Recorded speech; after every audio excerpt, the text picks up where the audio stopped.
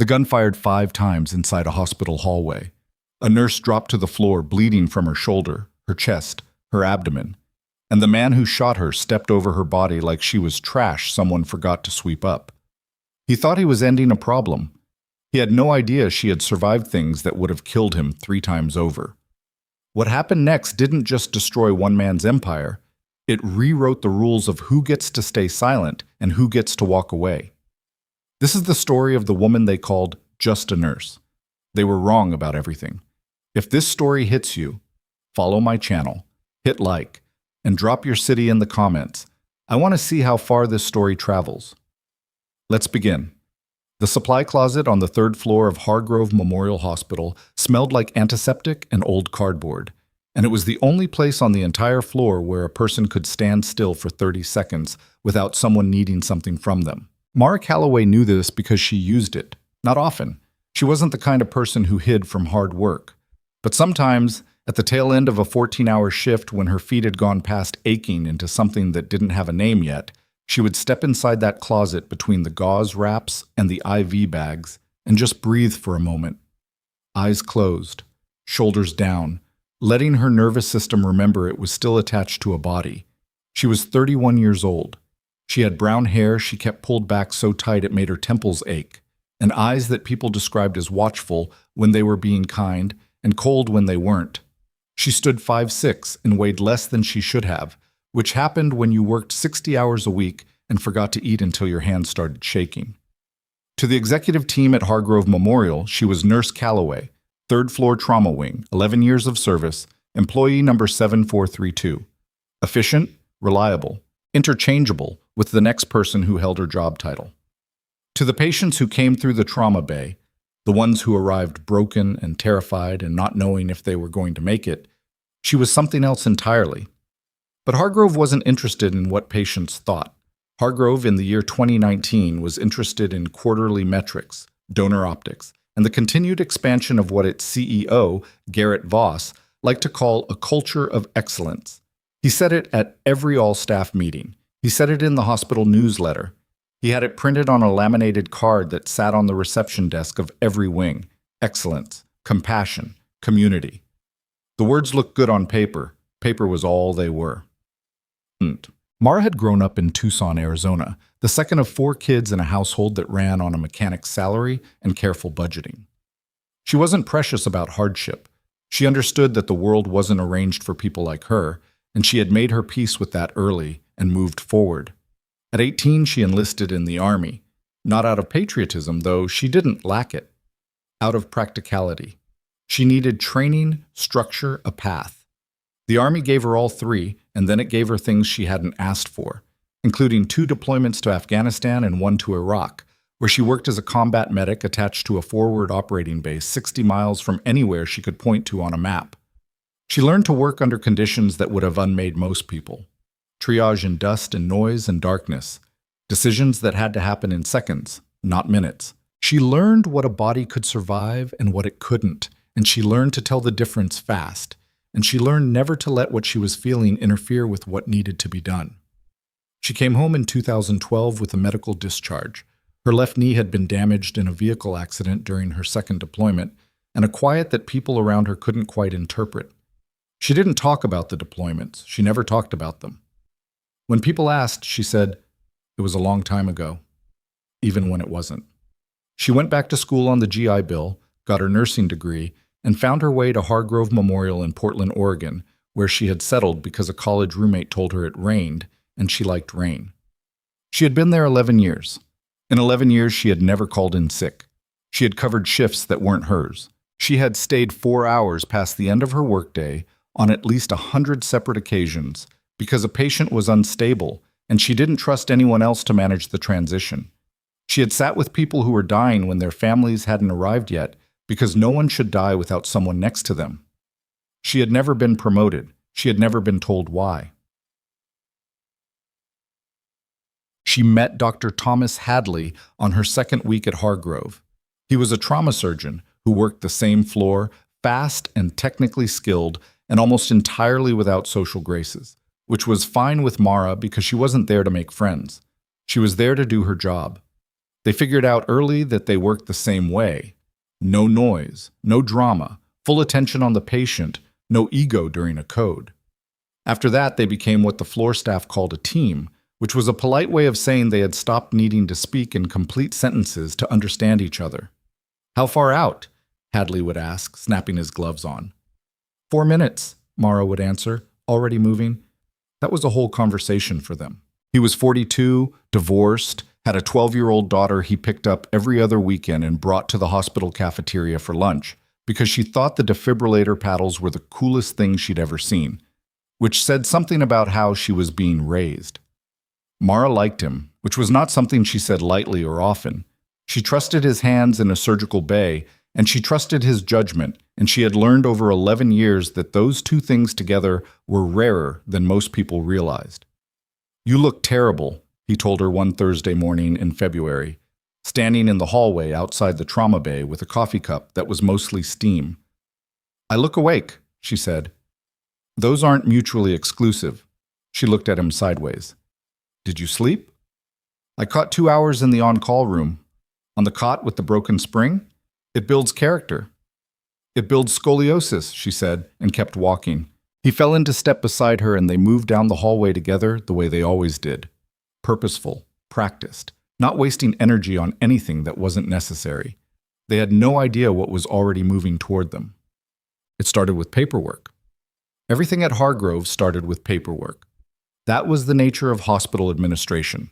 There was always a form, always a report, always a spreadsheet that needed something attached to it. Most nurses treated it as background noise, the price of doing clinical work in an institutional setting. You filled out what needed to be filled out, filed it where it needed to go, and got back to the actual work. Mara was not most nurses. She filled out every form completely. She checked every line. She had learned in the Army that documentation wasn't bureaucracy. It was accountability, and accountability was the thing that separated a functioning unit from a disaster waiting to happen. So in early March, when she was asked to help with supply reports because the administrative coordinator had called out sick, she did it the same way she did everything else, thoroughly.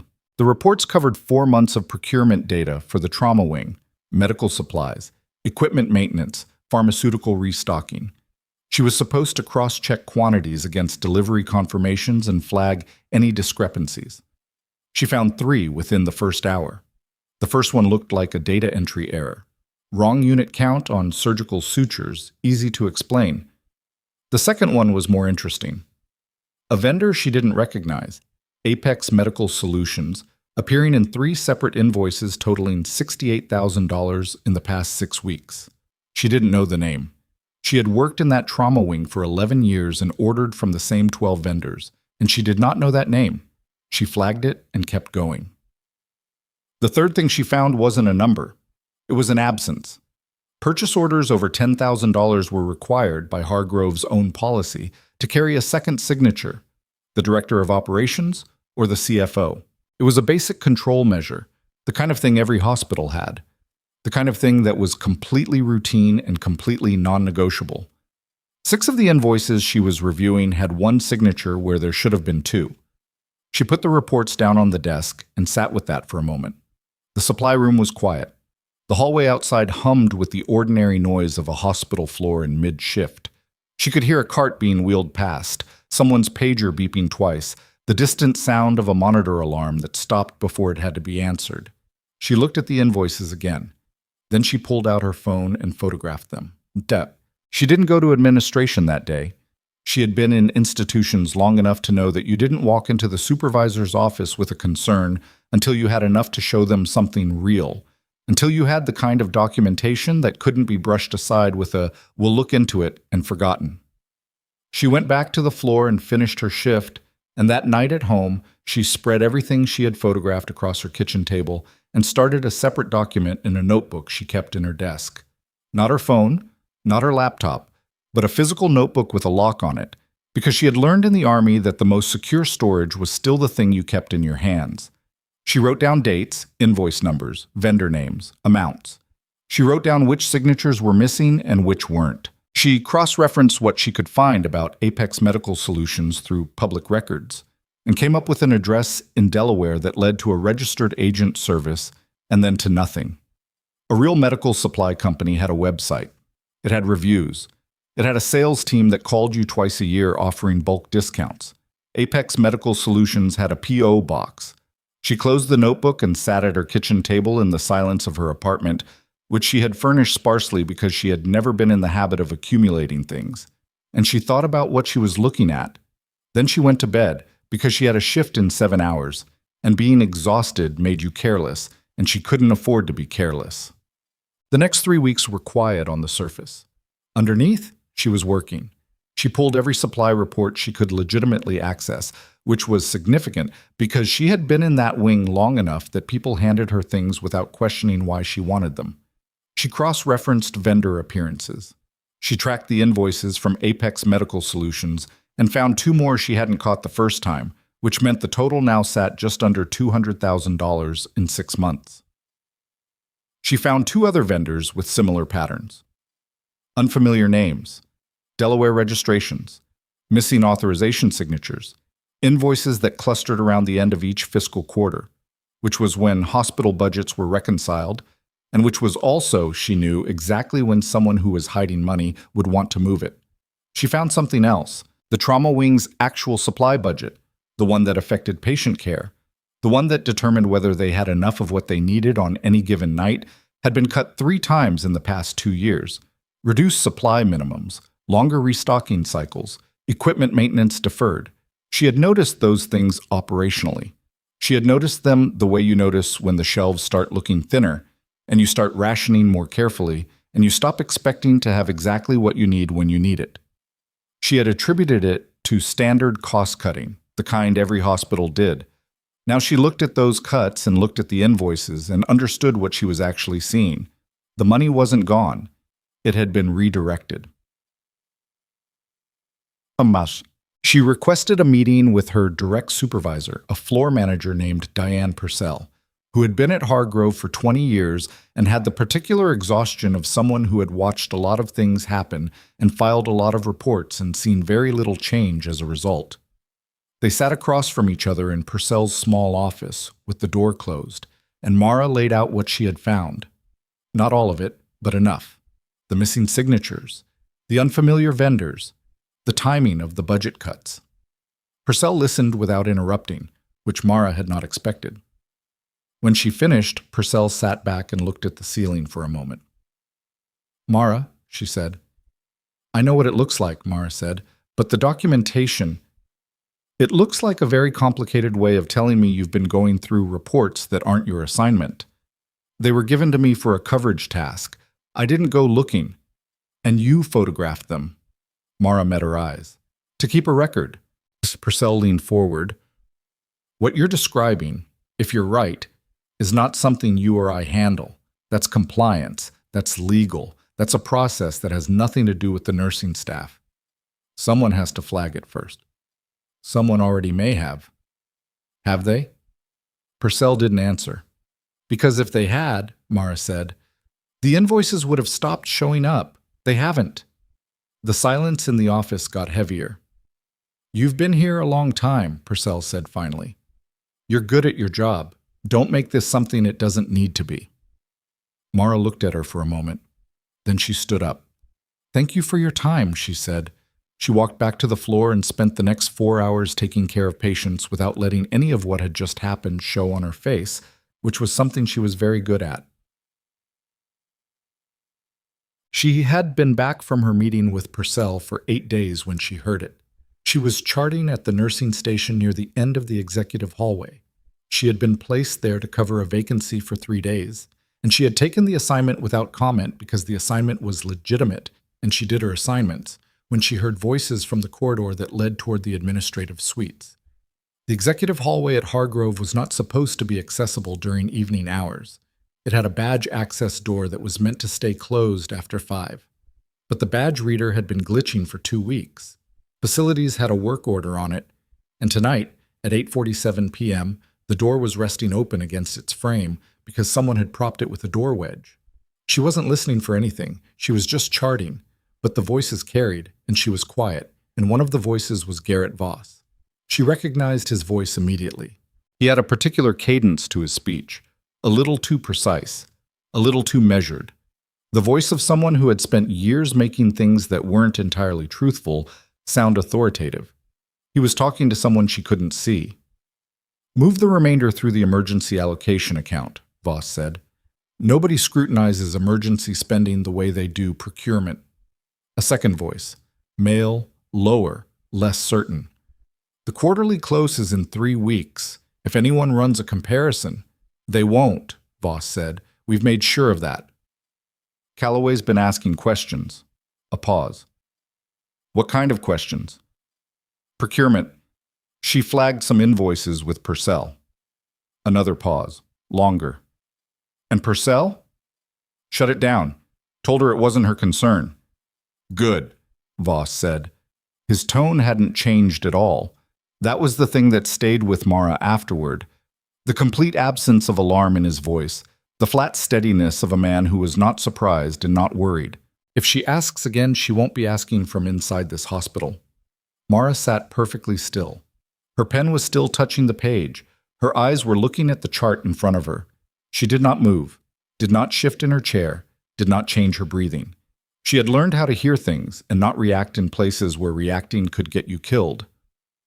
After a moment, she heard footsteps moving away from the door, away from her, deeper into the executive wing. She counted to 60.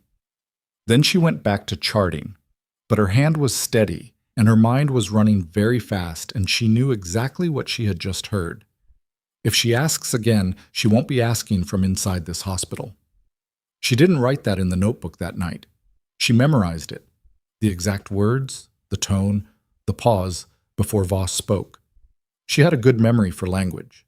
She had trained it the same way she had trained everything else. She changed her approach after that. She stopped asking questions through official channels. She stopped flagging anything through normal reporting structures. She understood now that the normal reporting structures were either compromised or being monitored, and that visibility was dangerous. Instead, she moved quietly. She had a friend from her army days, a woman named Simone who had left the service and gone into forensic accounting, which was the kind of career transition that made complete sense once you had met Simone. And she called her on a Friday night from her personal phone while sitting in her car in a parking garage 4 blocks from her apartment. I'm going to describe something to you, Mara said. I want you to tell me if what I'm describing is what I think it is. Simone listened without interrupting. When Mara finished, there was a pause. What you're describing, Simone said carefully, is a shell company fraud structure. The phantom vendors are the vehicles. The missing authorization signatures tell you there's someone in the approval chain who's either complicit or being bypassed.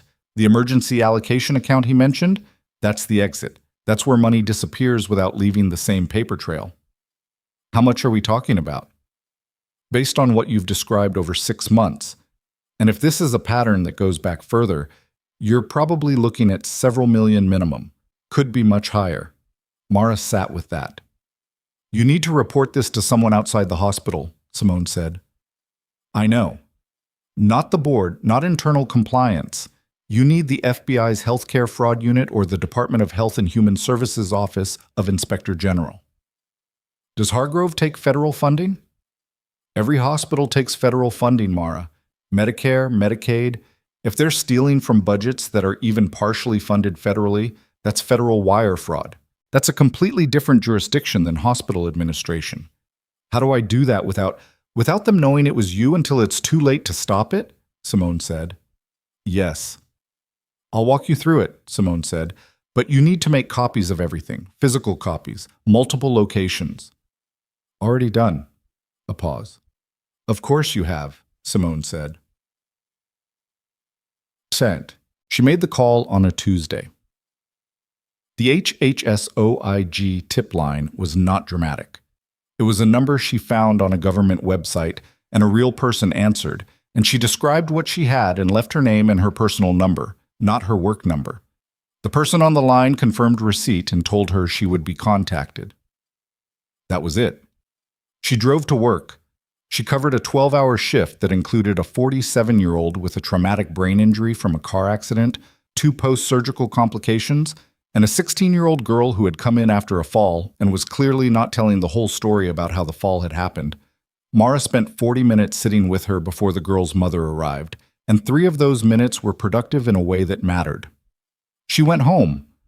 She did not hear from the OIG contact for 9 days. When she did, it was a call from a number she didn't recognize, and the woman on the other end identified herself as a special agent and told Mara that what she had submitted had been reviewed and was being investigated, and asked if she would be willing to provide additional documentation. "Yes," Mara said. "Are you safe at work currently?" The question landed with more weight than it probably should have. "I think so," she said. "For now." She was walking back from a supply run on a Thursday afternoon, a real supply run, legitimately authorized, because she still did her job completely and without any of what was happening bleeding into her clinical work, when she ran into Lucas Fennell. Fennell was the director of finance at Hargrove.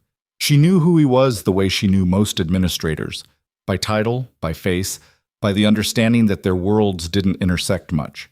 He was mid-40s, always in a good suit, always looked like he'd slept better than anyone else in the building. He was waiting near the elevator bank on the second floor. He looked at her when she approached, and the way he looked at her told her immediately that this was not accidental. "Nurse Calloway," he said. "Mr. Fennell. I heard you had some concerns about supply documentation a few weeks ago." She kept her expression neutral. "I flagged some discrepancies in a coverage task. Ms. Purcell addressed it." Right. He nodded slowly. He had the practiced ease of someone who wanted you to think everything was casual. "Just want to make sure, we're all aligned that those concerns were addressed. The matter's closed." She looked at him directly.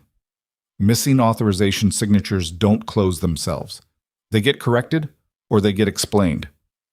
The practiced ease slipped just for a moment, just enough. "The appropriate people reviewed it," he said. "I'd want that in writing," she said. A beat of silence. "That's not standard procedure." "It is for compliance documentation." He looked at her for a long moment, the look of someone trying to determine what they were dealing with. "You've been here a long time," he said. "Good record.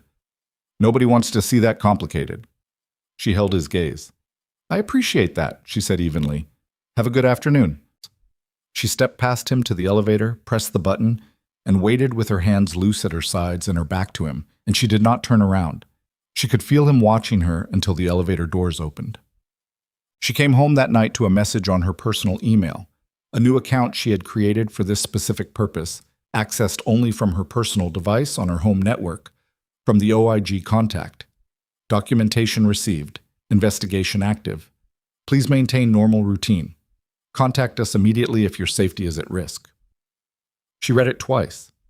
Then she went to the kitchen, made tea, and stood at her window looking out at the Portland rain, which was doing what it always did in March, coming down steady and gray and indifferent. She thought about the moment in the hallway when she had heard Voss's voice. She thought about Fennell at the elevator. She thought about Purcell's face across that desk, the way she had said, "Don't make this something it doesn't need to be," which was the oldest thing in the world, really. The request to look away, to be quiet, to file the thing that troubled you under "not my problem" and walk on. She had been asked to do that in the Army once, early in her first deployment, by a sergeant who wanted her to sign off on a medication log she hadn't witnessed being filled. She had refused. He had made her life difficult for 3 months. Then an inspector general audit had found exactly what she had refused to cover, and the sergeant had been separated from the service, and Mara had gone back to doing her job. She drank her tea. She was not afraid exactly. She had been afraid in places where fear was the appropriate physiological response to the actual risk of dying, and this was not that. But she was alert, the particular quality of alertness she had learned in the field, the kind that didn't announce itself, that didn't raise your heart rate or put a tremor in your hands, the kind that just made you very, very careful. She was careful. She was watching. She went to work the next day. Well, the thing she hadn't anticipated was how quickly it would move. She had expected weeks, maybe months. Federal investigations were slow, she knew that. They built their cases methodically. They waited for the moment when they had everything they needed. They didn't move until they were ready. What she hadn't accounted for was how scared a guilty man could become once he sensed movement in the walls around him. 2 days after her encounter with Fennell, She arrived at work to find that her shift assignment had been changed. She had been moved from the trauma wing, where she had worked for 11 years, to a float position, which meant no fixed assignment, no regular patients, available to fill gaps wherever administration decided. It was technically within their operational authority. It was also the first visible move on a board that had been invisible until now. She went to Purcell. "Float assignment as of today," she said. "I wasn't notified." Purcell looked uncomfortable. "It came down from operations this morning. Staffing needs. I've been in the trauma wing for 11 years. Staffing needs change." Mara looked at her for a moment. She saw something in Purcell's face that wasn't quite guilt but was adjacent to it. The look of a woman who knew the decision wasn't really about staffing and couldn't say so. "Okay," Mara said. She spent the day floating. She covered a shift in ortho, spent 2 hours in pediatrics, ended the day in the surgical prep area. She did every piece of it competently and completely, which was the only way she knew how to work. At the end of her shift, she called the OIG contact from her car. "They moved me out of my regular position today," she said. "Are they aware of your contact with us?" "I don't know. They're aware I ask questions internally." "That may have been enough." A brief pause. "We're moving on a parallel track. The timeline is compressed." "How compressed?" "Days, not weeks." She ended the call and sat in her car in the dark parking garage. Days. She drove home. She made dinner. She reviewed her notebook. She went to sleep at 10 o'clock because being rested was a form of preparation, and she had learned long ago to sleep when she could, because there would be times when she couldn't. She had been a combat medic. She knew how to wait. She was working a float shift in the pre-op area on a Wednesday night when she got the call about Marcus Webb. Webb was 12 years old, admitted 2 days earlier with a closed abdominal injury from a bike accident that had initially looked stable and had stopped being stable at 9:14 p.m. He needed emergency surgery, the kind that didn't wait, the kind where minutes were an actual unit of survival. Hadley was already scrubbing in when she got the page. She moved. The next 90 minutes were the kind she had been built for, not by nursing school, not by 11 years at Hargrove, but by 2 deployments and a particular kind of pressure that strips everything away except what's necessary and leaves you with the clearest version of what you actually are. She anticipated everything Hadley needed before he asked for it. She managed the room without managing the people, which was different, which was harder, which most nurses never learned to do. She watched 3 numbers on 3 monitors simultaneously and kept all 3 of them where they needed to be. Marcus Webb's blood pressure bottomed out twice. Both times, she had already started the intervention before the attending said a word. At 11:02 p.m., Hadley stepped back from the table and looked at her over his mask and said, "Good," which from him was a standing ovation. She stripped her gloves and walked out of the surgical suite and down the hallway toward the prep area to chart, and she was thinking about Marcus Webb's vitals and not about anything else, because that was how she worked. Full presence, one thing at a time. She turned the corner into the hallway outside pre-op, and Garrett Voss was standing there waiting for her. He was wearing his coat. Not a hospital coat, a dark overcoat, street clothes, as if he had come in from outside. His hands were at his sides. The hallway at this hour was quiet, just the hum of ventilation and the distant sound of monitors. She stopped. He looked at her, and his face had none of the polished control she had seen in board meeting photos and hospital newsletters. "You've been busy," he said. "I had a surgical case," she said. 12-year-old boy. "That's not what I'm talking about." She kept her face very still. "I've been doing my job," she said. "That's all." "Your job doesn't involve digging through financial records and making phone calls to federal agencies." The hallway was very quiet. She looked at him, at the flatness in his eyes, the tension in his jaw, and she understood in the way she had understood certain things in certain places, the understanding that arrived not as a thought, but as a physical certainty that moved through you from the chest outward. She had seen this before, not in a hospital hallway, in places that didn't look like this at all. But the thing she was seeing in Garrett Voss's face was not new to her. "Mr. Voss," she said, "I think you should speak to legal counsel." His hand moved. She had 1 second. 1 second where her body remembered everything it had been trained to do and did the only thing it could do in a hallway with no cover and no one else present and a gun already clearing the inside of a coat. The first shot took her in the left shoulder and spun her back against the wall. She didn't fall. She went down controlled, the way you went down when you knew you had to stay conscious, when going down fast was better than going down hard. The second shot. The third. The fourth. The fifth. She was on the floor of the hallway outside pre-op at Hargrove Memorial Hospital, and the fluorescent lights above her were extremely bright, and she could hear the alarms starting somewhere in the distance. Someone had heard it, someone had called it, and Garrett Voss was looking down at her with something in his face that wasn't triumph and wasn't regret, just the blankness of a calculation completed. He turned and walked toward the exit. She pressed her right hand against her chest. She was a medic. She knew what she was working with. She ran an inventory the way she had run inventories in the field: shoulder, chest, side, hip, leg, and she felt the specific quality of each wound, and she knew which ones she could manage, and she focused on the chest because the chest was the one that mattered most right now. She heard running footsteps from around the corner. "Mara!"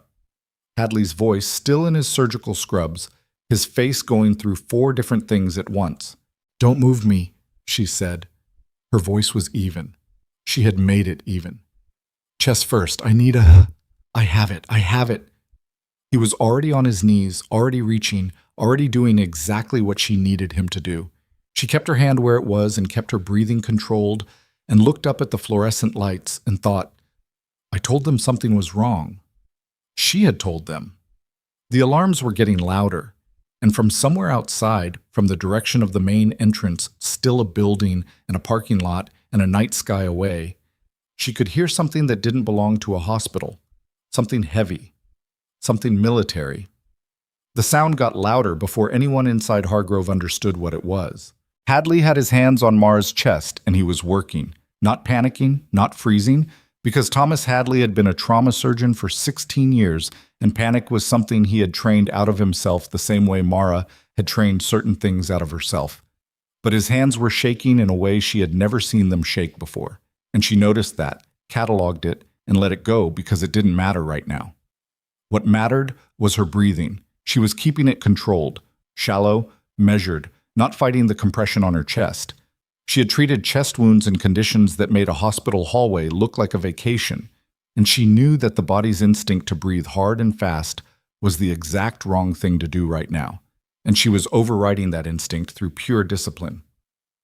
"I need an OR," Hadley said over his shoulder. He wasn't speaking to anyone specific. He was speaking to the hallway, to whoever was close enough to hear and move. Now, not in 5 minutes. Now.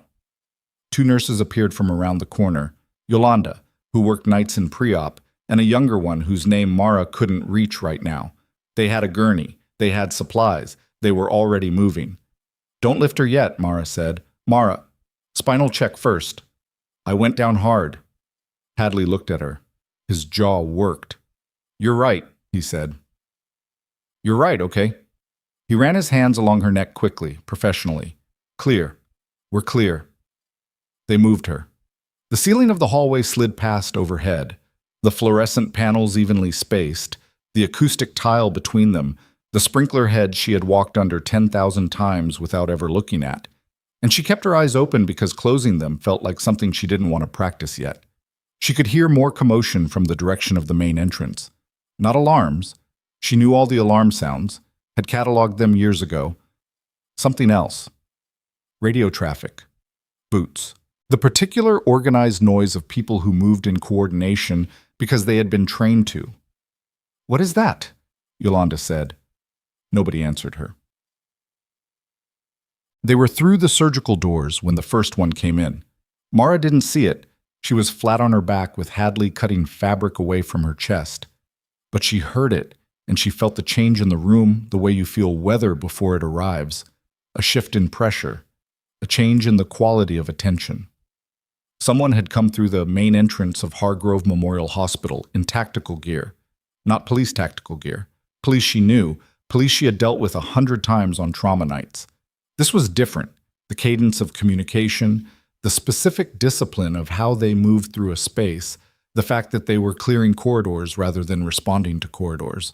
Yolanda looked through the window in the surgical suite door. There are... She stopped. What? Hadley didn't look up.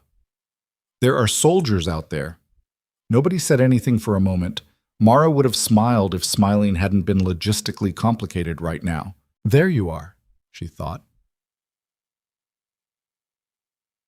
What had happened, though nobody inside the hospital knew it yet, was this. 7 weeks before Mara had been shot, the OIG investigation into Hargrove Memorial had crossed a threshold that changed its jurisdictional category. The phantom vendor payments, Apex Medical Solutions and 2 others she hadn't yet found on her own, had been traced to accounts that received federal Medicare reimbursement funds. That made it wire fraud against the federal government. That made it a DOJ case. What made it a military case was something even she hadn't known. Hargrove Memorial held a contract with the Department of Veterans Affairs.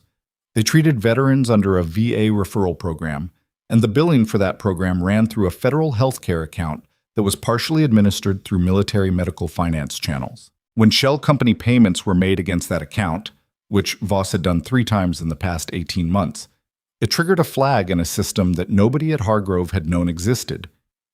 The military investigative arm that responded to federal healthcare fraud involving VA funds was not large, but it was fast and it was specific, and when it moved with the full weight of federal criminal authority and the particular thoroughness of people who were used to working in environments where incomplete information got people killed. They had been 4 days from executing a coordinated arrest when Voss had walked into a hospital hallway with a gun. His panic had accelerated their timeline considerably. By the time the first tactical unit was through the front entrance of Hargrove, there were federal vehicles in the parking lot, agents at every exit, and a federal judge had signed 3 arrest warrants from a courthouse 20 minutes away. Voss had made it to the east stairwell. He had not made it to the parking garage. Hadley worked for 2 hours and 40 minutes. Mara remembered some of it, and not all of it, which was fine. The parts she didn't remember were the parts where her body had made certain executive decisions about consciousness that she couldn't have overruled anyway. She remembered Hadley's voice at specific intervals, not the words, but the tone, which stayed steady in a way that told her he was scared and not letting it in, which was what she needed from him. She remembered flatline. She didn't remember it as something that happened to her.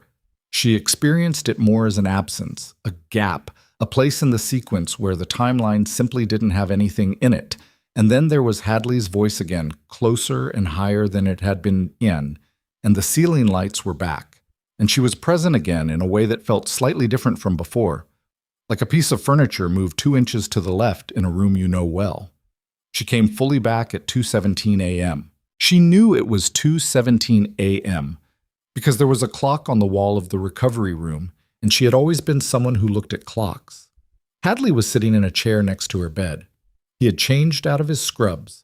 He was in the spare clothes he kept in his locker, jeans, and a gray sweatshirt, and he was leaning forward with his elbows on his knees and his hands clasped together, and he was looking at the floor with an expression she had never seen on him before. "Hey," she said. His head came up fast. He looked at her for a long moment without saying anything, and she saw him run through about 6 different things he might say and discard all of them. "Your heart stopped," he said finally. "I know. For 40 seconds. I figured."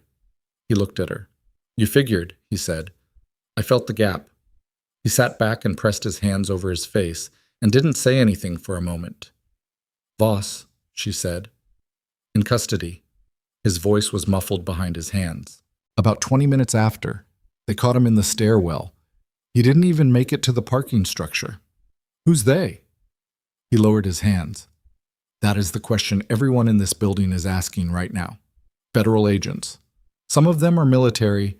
I don't know the exact unit.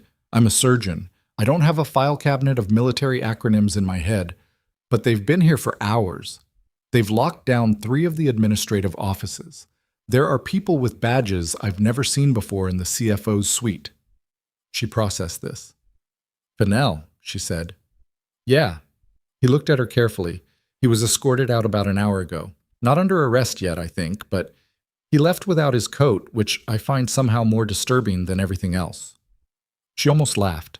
It cost her something in the chest region, so she stopped. How bad, she said, meaning herself, the damage. He went through it with her clinically, which she appreciated. He didn't soften it or build up to it. He just said it the way you said it to a person who needed the information to function.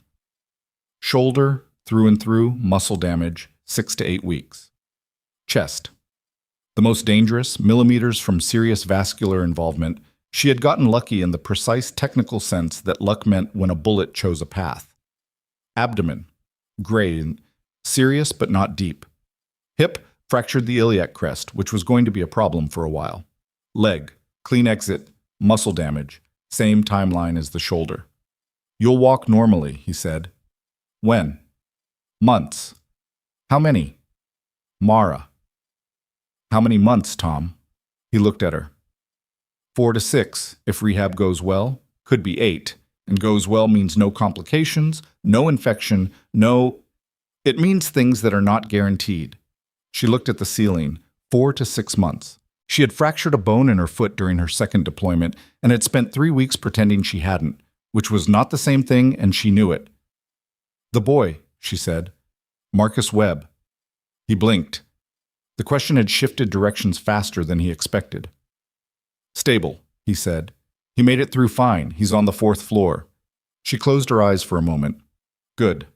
That was good. That part had happened the right way. She slept for 6 hours, and when she woke a second time, there was a woman sitting where Hadley had been. She was in her 40s, business clothes, but not hospital clothes. Short hair going gray at the temples, and she had the particular stillness of someone who was comfortable waiting. She showed Mara a badge. Special Agent Dana Rourke, she said. HHS Office of Inspector General. I've been on your case for 5 weeks. Mara looked at her. 5 weeks, she said. We moved as fast as we could. He knew I had contacted someone. He moved me off my regular floor assignment. We know, Rourke said. He had a contact in hospital IT who was pulling access logs. When your documentation requests increased, it flagged. She paused. I want to be clear. We didn't know he was going to do this. We had threat escalation protocols in place, and we were 4 days from the arrest. If we had known... I understand, Mara said. Rourke looked at her for a moment. You're not going to be difficult about this. About what? About the fact that we didn't protect you from this. Mara thought about it. You acted on what you had. So did I. He made a choice that neither of us predicted. She shifted slightly and immediately regretted it. What do you have? Rourke settled back in her chair and crossed her ankles and looked at Mara with an expression that wasn't quite surprise but was close to a recalibration. More than I thought we would, actually, she said. Your documentation was meticulous. The invoice records you preserved, we had some of that, but your records filled gaps in the timeline that our financial forensics hadn't reached yet. She paused. We're looking at approximately $14 million over 4 years. Mara was quiet for a moment. 14 million. She had estimated several million when she had talked to Simone. She had thought she was being conservative. The VA account alone, Rourke continued, is 11 wire fraud counts. That's separate from the state-level procurement fraud, separate from the obstruction, separate from... She stopped. Separate from last night. Attempted murder. She didn't say it. She didn't need to. Fennel Barabashin, Mara said. Cooperating. Rourke said it flatly, without satisfaction. He started cooperating approximately 45 minutes after he was separated from Voss. He has names, accounts, authorization chains. 2 board members, an outside accounting firm that processed the shell company payments. A pause. He's going to be useful. Is he going to face charges? That's not my decision. But your recommendation? Rourke looked at her steadily. My recommendation is that the people who built this and ran it face consequences commensurate with what they did. Whether that includes everyone who knew something and said nothing, she let the sentence finish itself. Mara had spent 11 years watching people know something and say nothing. She had a lot of thoughts about that. What do you need from me? She said. Right now, nothing. Recover. Rourke stood. In a few weeks, when you're stronger, I'd like to go through your notebook with you, and we'll need a formal statement. I can give a statement now. Ms. Calloway. Agent Rourke. She met her eyes. I've been carrying this for months. I would like to give a formal statement before I do anything as prolonged and boring as recover. A beat. I'll get a recorder, Rourke said. She gave the statement. It took 2 hours. Her voice was steady throughout, and the parts where she had to pause were the parts where the pain management drugs were doing something inconvenient, which she pushed through. Afterward, Rourke left and a different person came in. Not an agent, a hospital administrator she had never met before, from the executive operations team. He was nervous. He had the look of someone who had been handed an assignment nobody wanted. Ms. Calloway, he said, on behalf of Hargrove Memorial, I want to express— Don't, she said. He stopped. Whatever you were about to say, the standard language your legal team wrote for situations like this, I don't want it. She looked at him calmly. I want to know who's running the hospital right now. He blinked. The board has appointed an interim. Which board members? I'm sorry? Agent Rourke mentioned 2 board members were involved in the fraud. Which ones, and which ones are currently making operational decisions? The color left his face slightly. I can't— That information is— You should find out, she said, because if the people currently making decisions about how this hospital operates are people who knew what Garrett Voss was doing, the patients in this building right now are not being served by people with their interests in mind. And if that's the case, that information needs to go to someone. He stared at her. I'll follow up on that, he said. Good, she said. Thank you for coming. He left quickly. She was alone in the room. The machines beside her beeped at their regular intervals. The window showed a narrow slice of Portland sky. Gray, predictably. The rain doing what Portland rain did. She was exhausted in a way that was different from the exhaustion she knew from long shifts. That exhaustion was a physical deficit, something you recharged with sleep and food. This was something else, the kind of tired that came from months of sustained alertness finally releasing, like a muscle held too long finally letting go. She let herself feel it for exactly as long as she could afford to. Then she started thinking about what came next. 3 days into her recovery, the story broke. She found out through Hadley, who came in carrying a newspaper, an actual physical newspaper, which told her something about his mental state, and put it on the overbed table without saying anything. The headline was large. She didn't read it carefully, just the shape of it. Federal fraud charges, millions in stolen funds, VA account violations, 1 executive in custody, 2 board members named. A staff photo of Voss that had been pulled from the hospital website showed him at a gala, black tie, champagne glass, looking like a man who had never been asked to account for anything in his life. Below the fold, hospital nurse who flagged irregularities shot in hallway. She was not named in that version of the article, but she would be. Media's been calling, Hadley said, at some— Tell them no. I'm not your publicist. Tom. I know, he said. No, I already said no. He pulled the chair over and sat down. He looked better than he had 2 nights ago. He had slept, probably, and eaten something that qualified as a meal. But there was still something in his face that hadn't fully settled, some residue of that night that was going to take longer than 3 days to clear. You knew something was wrong, he said. I flagged it to Purcell weeks ago. She told you to drop it. She was scared, Mara said without anger. She had thought about Purcell and had arrived at something that wasn't forgiveness exactly. It was more like the understanding that fear made people into specific shapes, and Purcell's shape had been complicity by silence, which was its own category of failure. Not the same as what Voss had done. Not the same as Fennell, but not nothing. 4 board members knew, Hadley said. She looked at him. That came out this morning. Rourke's team released a broader statement. He looked at the newspaper in his hands. 4 board members. They didn't participate directly. They didn't sign things or move money. But they knew there were financial irregularities and they chose not to investigate. 2 of them are the ones named in the article. He paused. The other 2 resigned overnight. She thought about that. $14 million. Years of it. The supply budget cut and cut and cut while the shell companies got fed. Patients who didn't get what they needed. Trauma funding stripped while a man in a good suit stood at galas and talked about excellence. And 4 people on a board who knew and looked the other way. What happens to them? She said. Legally? I don't know yet. One of them is apparently cooperating with the federal investigation. Everyone cooperates when the building's already on fire, she said. He looked at her. Yeah. Outside the window, the rain had thickened. She could hear it on the glass. A sound she had always found steadying. One of the reasons she had stayed in Portland when staying had never been part of any plan she had made. Marcus Webb went home today, Hadley said. She turned her head toward him. His mother sent something for you. He reached into his jacket pocket and produced a folded piece of paper, which he unfolded and held up. It was a drawing, crayon, the kind a 12-year-old was probably slightly embarrassed to have made, but had made anyway, of a person in scrubs with what appeared to be a superhero cape. She looked at it for a long moment. Put it on the wall, she said. Hadley stood and found a piece of medical tape and put it on the wall, centered, where she could see it from the bed.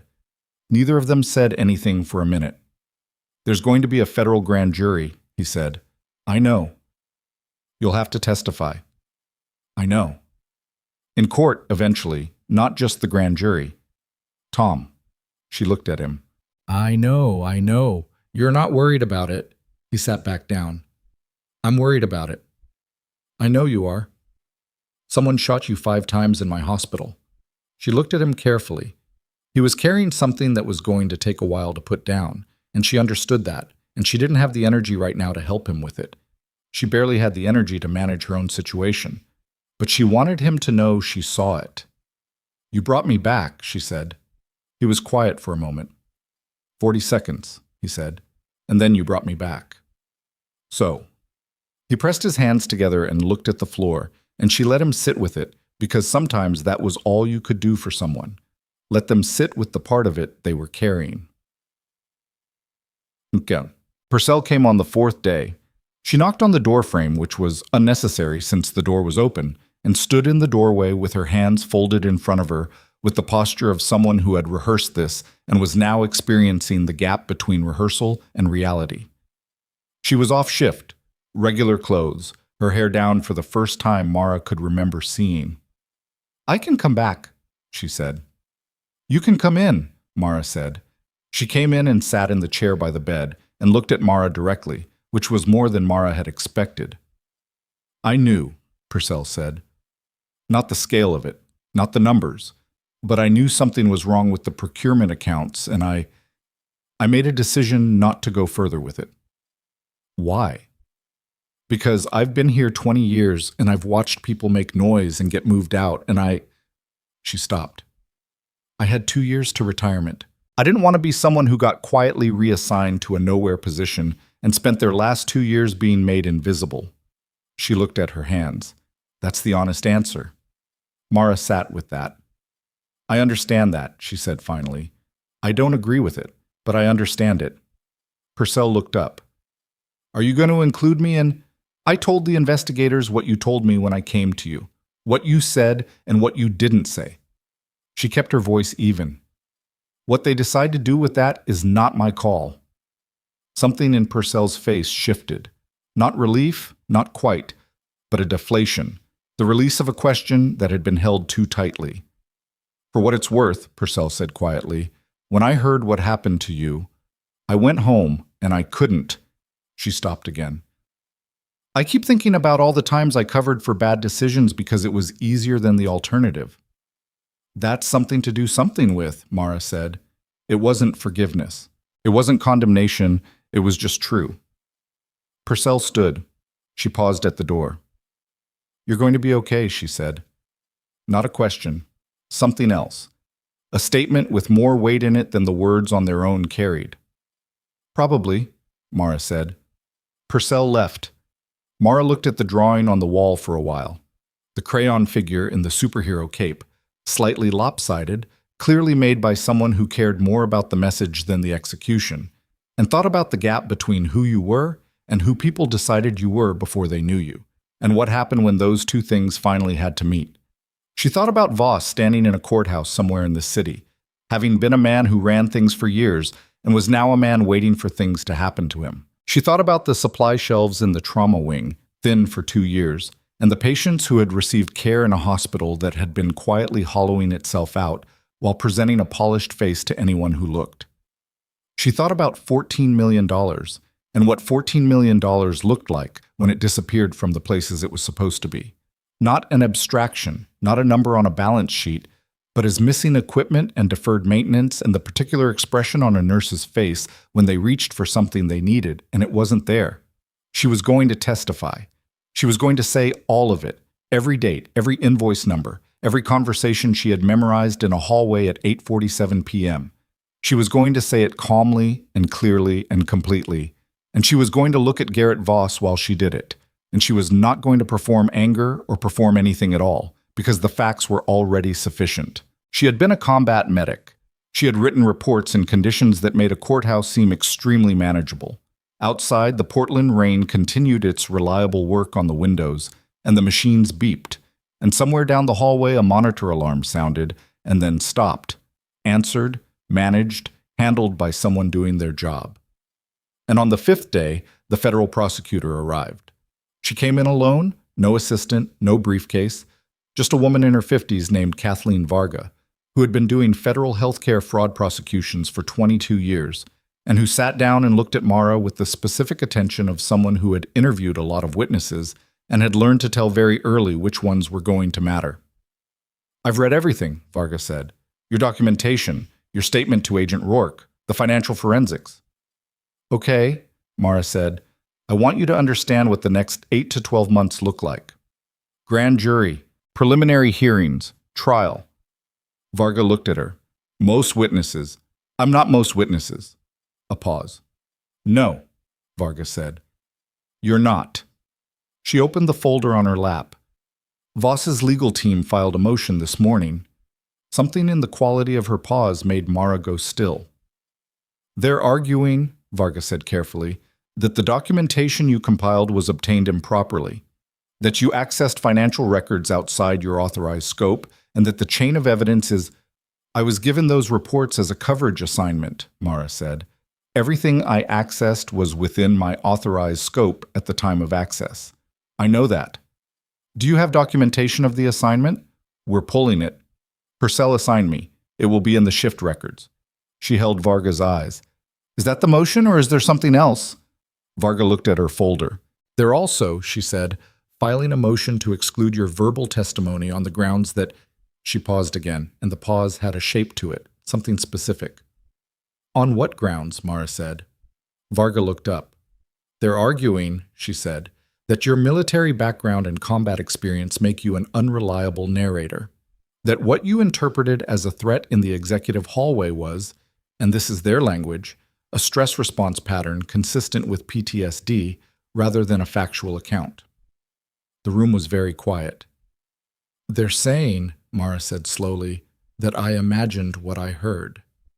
They're saying your interpretation of it was colored by— He shot me 5 times. Yes. In front of a hospital full of witnesses. Yes. They know they can't argue the shooting didn't happen," Mara said. She was working through it, thinking out loud in the flat, analytical way she thought through problems. "So they're going to argue about motive, about my credibility on the financial piece. They're going to try to make the jury wonder if the person who flagged the fraud had the judgment to accurately assess what they were seeing." Varga didn't say anything. "How often does that work?" Mara said. "In my experience?" A pause. "More often than it should." The rain against the window, the beeping of the machines. Mara thought about what it meant, what it had always meant. To be someone who saw something clearly and was told that the problem was the seeing. She thought about the 11 years of being efficient and reliable and interchangeable. She thought about every supervisor who had looked at her and seen a category rather than a person. She thought about Voss looking down at her on the hallway floor with that blank, calculated face and walking away because he genuinely believed she was already handled. She looked at Kathleen Varga. "Tell me exactly what they filed," she said. "Every argument, every motion. I want to understand what I'm walking into." Varga opened the folder and began. Varga stayed for 2 hours. By the end of it, Mara had a clear picture of the defense strategy, and the picture was not subtle. Voss's legal team, 3 attorneys from a firm in Seattle that specialized in white-collar criminal defense and charged accordingly, had filed 4 pretrial motions in the 48 hours since his arrest. 2 were standard, chain of custody challenges on the financial records, a motion to delay proceedings pending additional discovery. The other 2 were the ones that mattered. The first argued that Mara's access to procurement records during the coverage assignment had been unauthorized, that the assignment itself had been informal and undocumented, and that any evidence derived from her documentation should be excluded as fruit of an improper search. It was a stretch, a significant stretch, but it was the kind of stretch that could create enough doubt in a jury to complicate things. The second motion was the one that sat in the room after Varga left. Witness testimony unreliable due to documented psychiatric history consistent with combat-related PTSD. They had found her VA records. She didn't know how. Subpoena, she assumed, or a leak from someone inside the medical system who had been paid to look. But they had found the 6 sessions she had attended at a VA counseling center in 2014, 2 years after she came home, when a friend had finally convinced her to talk to someone. She had gone 6 times. She had been honest in those sessions because being dishonest with a therapist was a waste of money and time she didn't have. She had described certain recurring responses to specific stimuli, loud, sudden sounds, enclosed spaces after dark, the particular quality of silence before something went wrong. She had then stopped going, not because she was avoiding it, but because the practical tools she had been given were sufficient and she had work to do. Those 6 sessions were now a legal weapon. She stared at the ceiling of her hospital room for a long time after Varga left.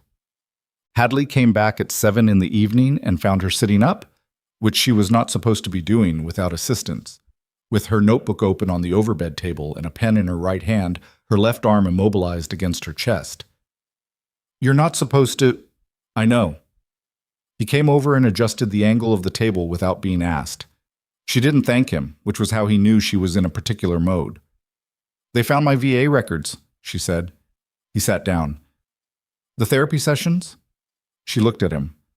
"I knew about those," he said. "You told me. About a year after we started working together." She had forgotten that. 2015, probably. She had mentioned it obliquely after he had asked her something about how she managed the harder nights. She had been matter-of-fact about it, and he had been matter-of-fact in response, which was why she had told him. "They're using it to argue I misread the situation in the executive hallway," she said. "That what I interpreted as a threat was colored by combat hypervigilance rather than—" "He shot you," Hadley said. 5 times. That's not an interpretation. The shooting isn't disputed. The financial testimony is." She tapped the notebook with her pen. "If they can establish that my perception of events is generally unreliable, that I pattern match toward threat in ambiguous situations, then everything I documented and everything I heard in that hallway becomes questionable." "That's insane." "It's tactical," she said. "It's what I would do if I were trying to protect a $14 million fraud case from the person who broke it open." He was quiet for a moment. "What does Varga say?" "She says the motion probably won't succeed on the psychiatric angle. The legal standard for witness exclusion is much higher than they'll be able to clear, but it doesn't need to succeed as a motion. It just needs to plant something in the jury, a question, a hesitation." "So what do you do?" She looked at the notebook. "I testify anyway, completely, every detail. I don't change what I say because they've decided to attack how I say it." He looked at her steadily. "And the assignment documentation? Varga's team is pulling it. Purcell assigned me directly. Verbal, but it will be in the shift logs if anyone recorded it properly." She paused. "Which is the part I don't know yet." The shift log question got answered the next morning, and the answer was complicated. Rourke came in at 8 a.m. with a woman from her team, an analyst named Prescott, who looked like she had been awake for 36 hours, which she probably had, and they told Mara that the shift assignment records for the week in question had been partially overwritten. Not completely. There were traces of the original entries, But someone with administrative access to the scheduling system had modified records in the 3 days following Mara's conversation with Purcell. Someone had anticipated the problem and tried to remove the paper trail that confirmed she had been legitimately assigned to the task. "Can you recover what was there?" Mara said. "Partially," Prescott said. She had the flat, specific speech pattern of someone who spent most of their day talking to data rather than people. "The original timestamp metadata is intact. We can establish when the entry was created and when it was modified and by whom." "Who modified it?" Prescott looked at Rourke. "Lucas Fennell's administrative account," Rourke said. Mara absorbed that. Fennell, who was currently cooperating with the federal investigation. Fennell, who had agreed to provide testimony in exchange for consideration on his own charges. Fennell, who had walked into a hospital hallway and warned her to drop her questions, and who had then apparently also tried to erase the record that gave her the right to ask them in the first place. "Does Varga know?" Mara said. "She's being briefed right now," Rourke said. "Does this affect Fennell's cooperation agreement?" "That's above my level," Rourke said, "but it's not good for him." Mara thought about the particular irony of a cooperating witness who had separately tried to obstruct the same investigation he was now helping with. She thought about what that did to his value as a witness, and then she thought about what it did to the defense's case, which had been relying in part on the argument that Mara's access to the records had been informal. If Fennell's account had modified those records, that was not a hospital administration problem. That was evidence tampering. That was a separate federal charge on top of everything else. And it was on record. She sat back against her pillow and felt something shift in the weight of everything. Not resolution, not yet, but the sense of a structure that had been leaning now finding its counterbalance. "The motion to exclude," she said, "the unauthorized access argument, gets significantly weaker," Rourke said, "if the record tampering becomes part of the prosecution's case. It turns their argument into evidence of consciousness of guilt on Fennell's part, which makes your original access look less like something they needed to erase and more like something they knew was legitimate and tried to erase anyway." Mara nodded slowly. "How much of this can Varga use?" "Most of it," Rourke said. "Possibly all of it, depending on how the judge rules on discovery." She looked at the window. The rain had stopped overnight, and Portland had produced one of its occasional clear mornings. Pale blue sky, the kind that looked borrowed from somewhere warmer. She wasn't used to seeing her room in direct light. It made everything look slightly different, slightly more real. "Okay," she said. "Tet." 6 weeks later, she walked out of Hargrove Memorial on a single crutch. Hadley was beside her. He had offered to bring a wheelchair to the entrance, which she had declined in 2 words. She was not moving fast, her hip would not permit fast, and the leg had its own opinions about pacing, but she was moving under her own power, and that was what mattered. The air outside was cold, the first real cold of the year, and it hit her face in a way that felt clarifying.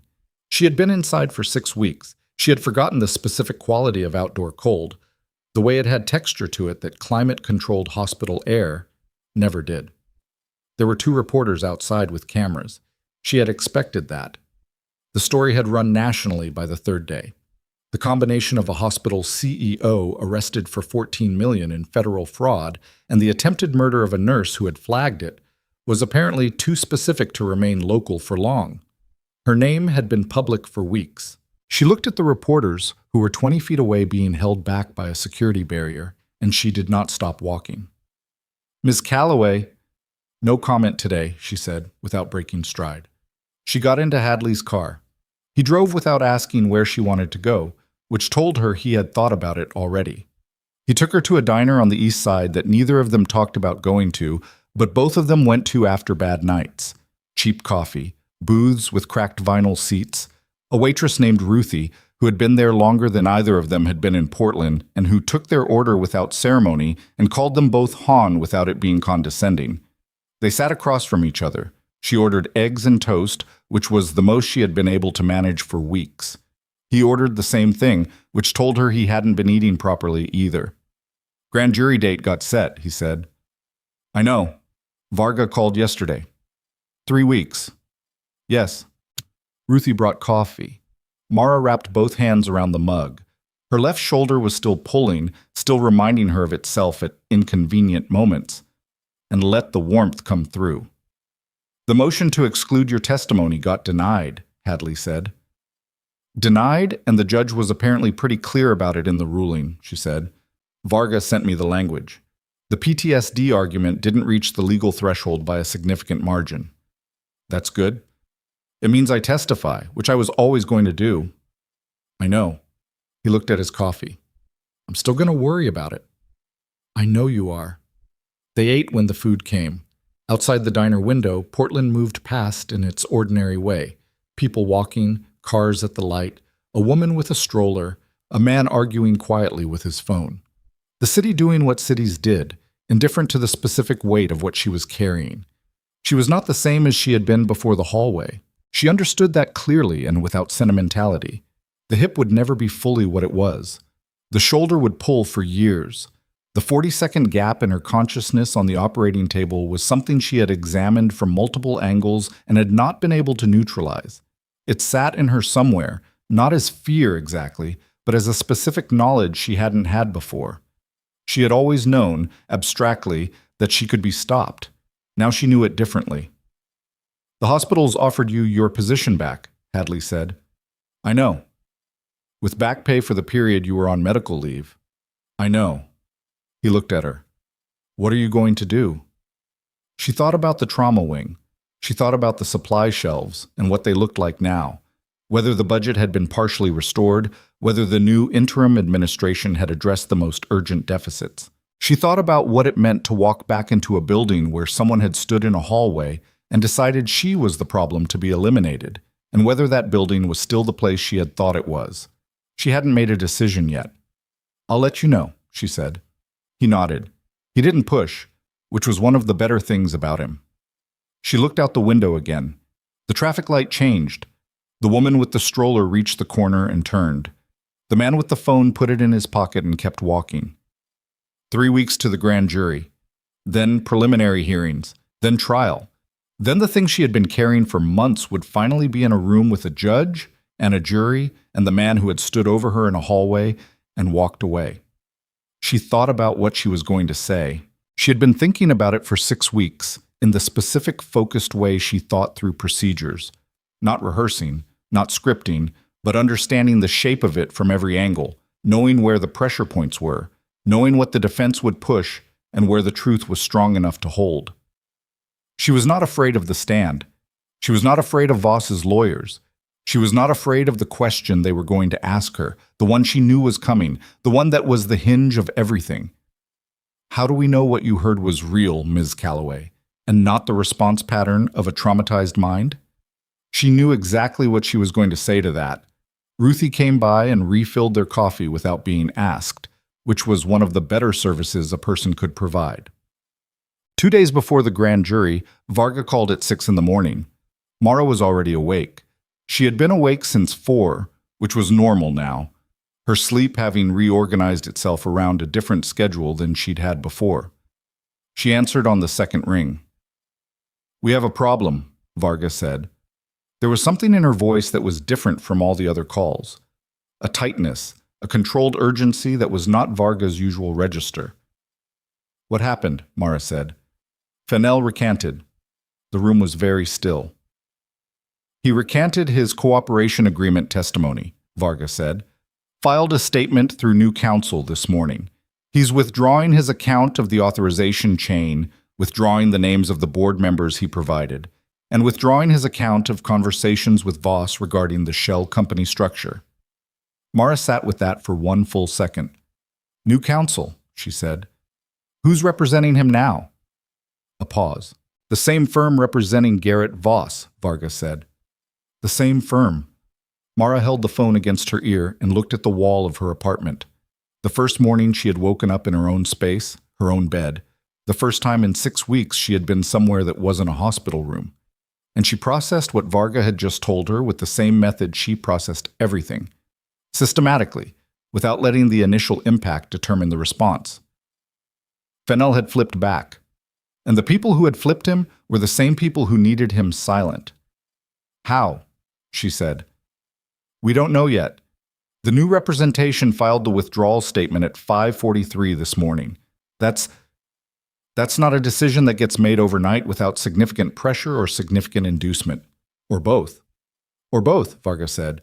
What does this do to the case? A pause that was slightly too long.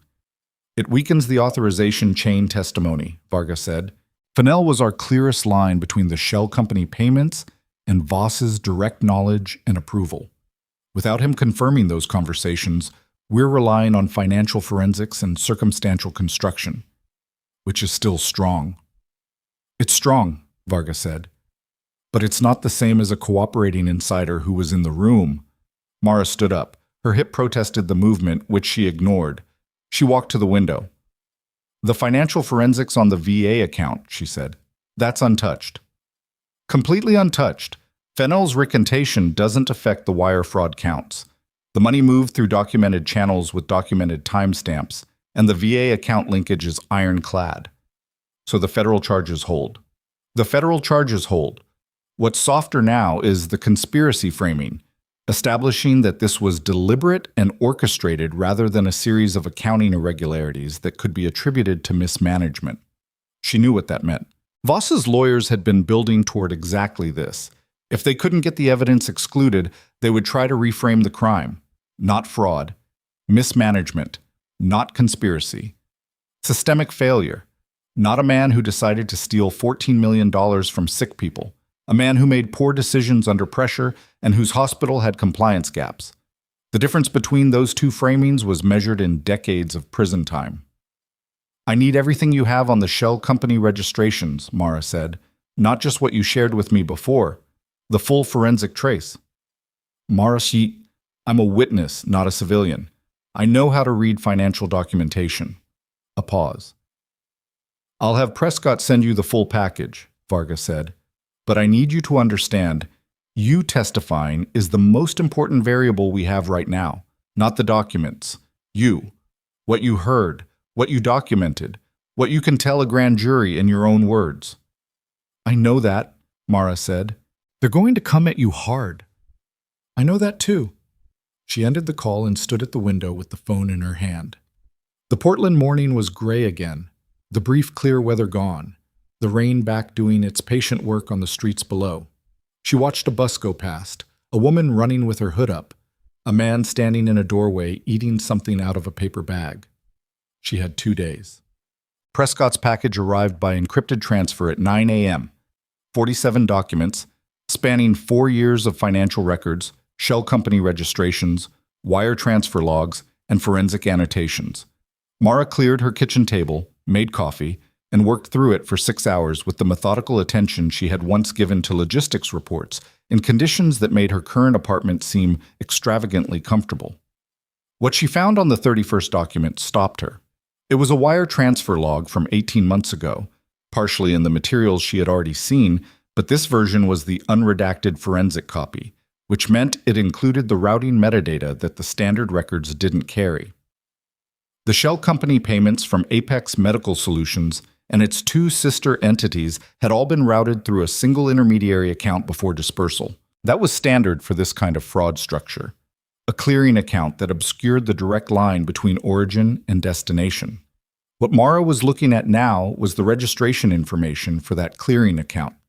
It had been opened in the name of a holding company called Westbridge Financial Services, LLC, registered in Delaware, active for 3 years. Westbridge Financial Services, LLC had 2 listed principals. One of them was a name she didn't recognize. The other was Garrett Voss's brother-in-law. She read it twice.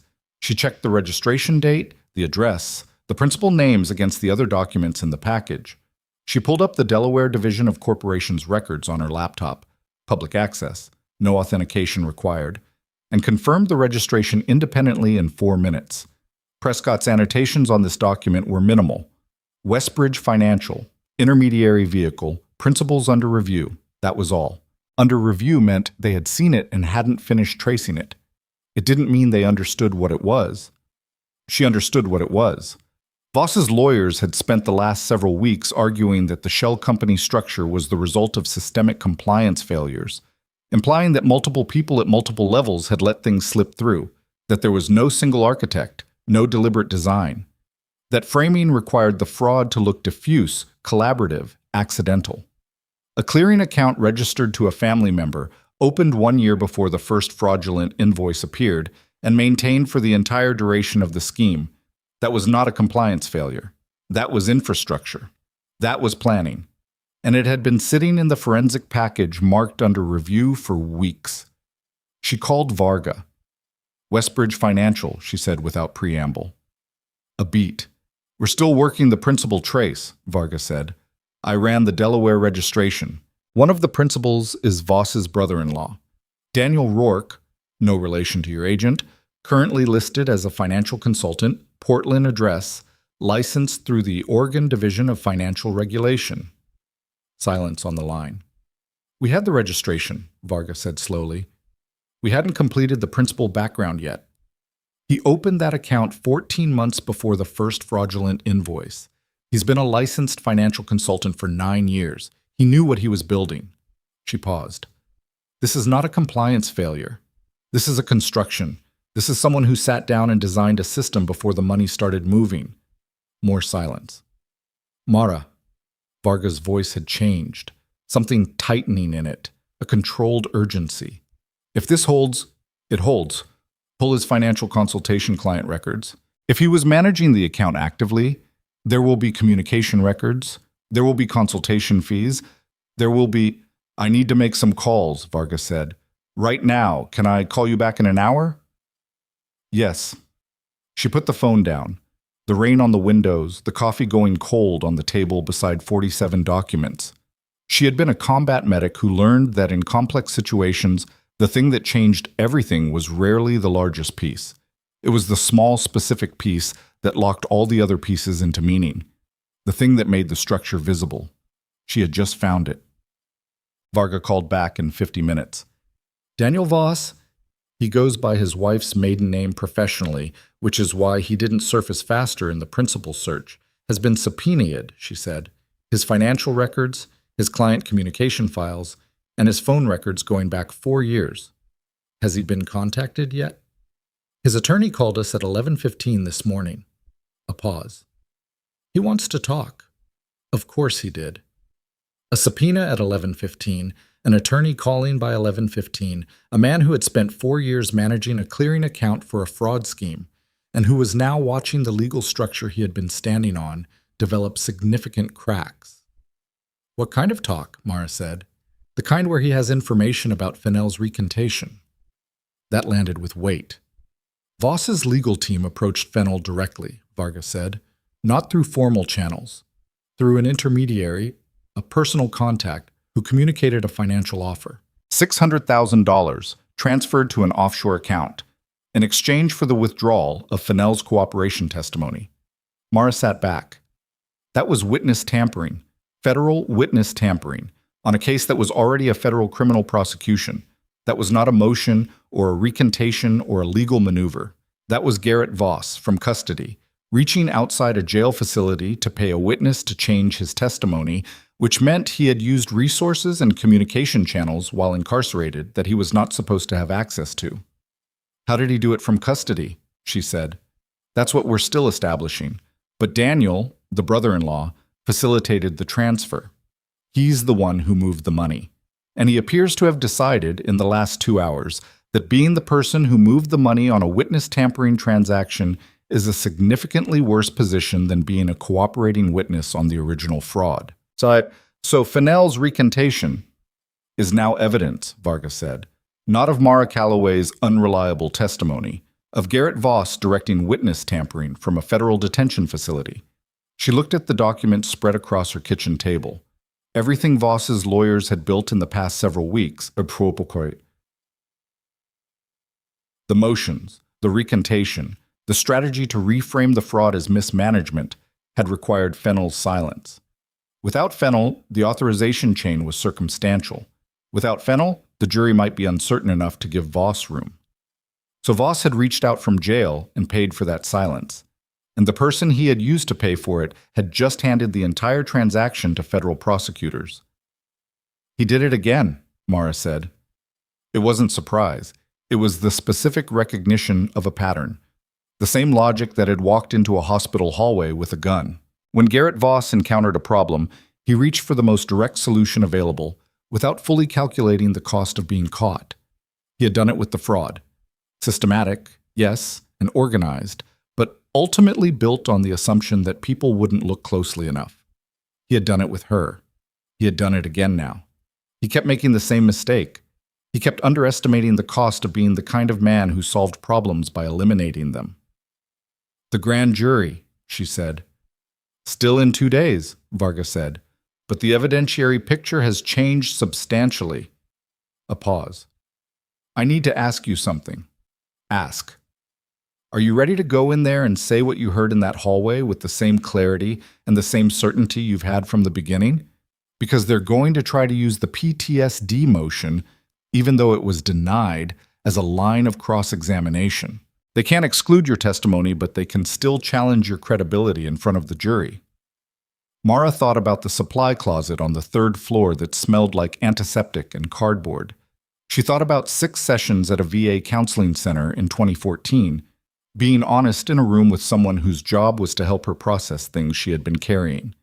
She thought about the particular quality of aliveness that she felt some mornings when she woke up early before the city got going, that she had never been able to name exactly, but that she had learned to trust as a signal that something in her was still functioning correctly. She thought about Garrett Voss in a dark coat standing in a hospital hallway with his hands at his sides. "Yes," she said. Chuck. The grand jury proceedings were not dramatic in the way that television had trained people to expect drama. There was no courtroom with gallery seats, no judge at an elevated bench, no performance. There was a room and jurors and attorneys and the requirement to tell the truth under oath. Mara had prepared for this the same way she prepared for anything consequential, not by rehearsing answers, but by knowing the material completely, so that whatever question arrived could be answered from knowledge rather than from memory of a script. She walked in on her crutch and sat down and took the oath and looked at the jurors. 16 people in a room in a federal courthouse in Portland, Oregon, people with ordinary faces and ordinary clothes who had been pulled from their lives to sit in judgment of a man who had stolen $14 million from sick people and then tried to shoot his way out of accountability. She told them everything. She started with the supply report assignment, and she moved forward in the same chronological order she had established in her notebook, the same sequence of invoice numbers and vendor names and missing signatures, and the specific language she had heard in the executive hallway at 8:47 p.m. on a night in early March.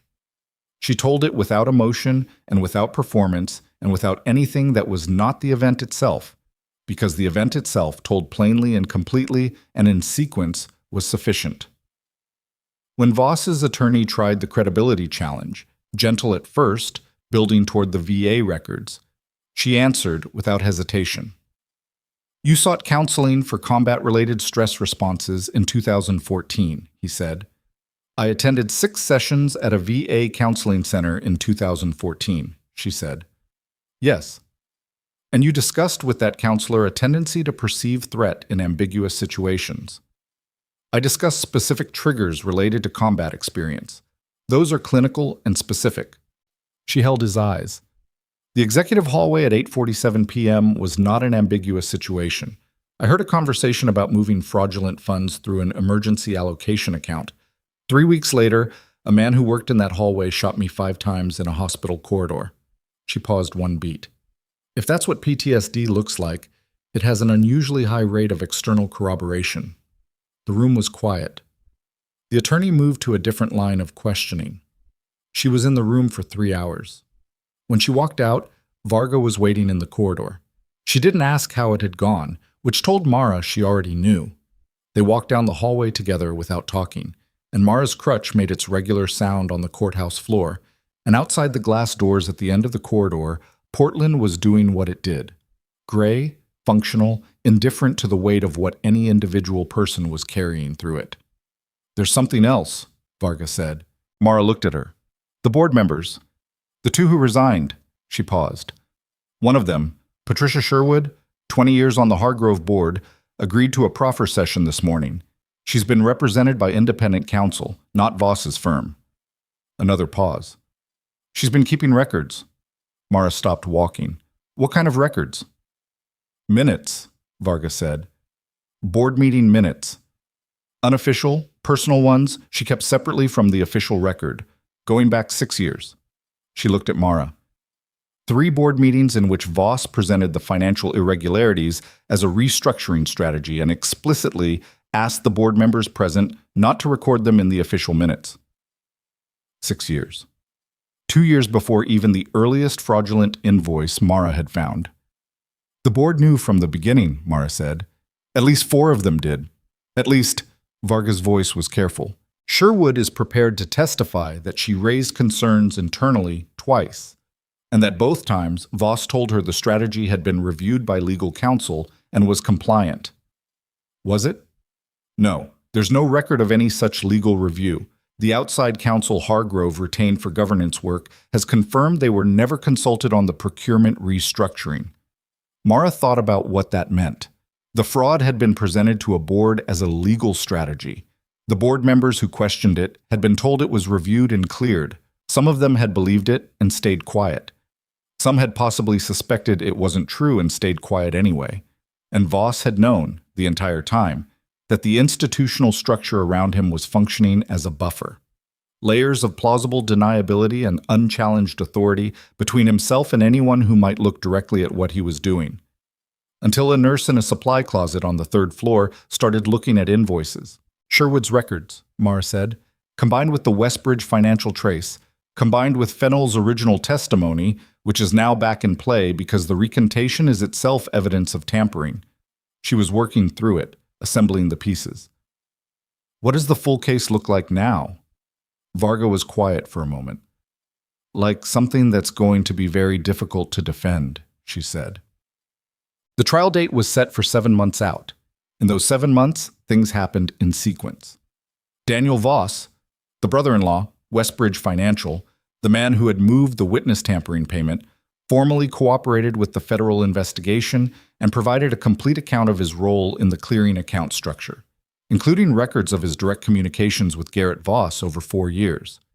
Those communications, retrieved from a messaging application Voss had believed to be encrypted and unrecoverable, included explicit discussions of fund routing, vendor names, and in one message dated 16 months ago, a reference to the nurse situation and how it would be managed.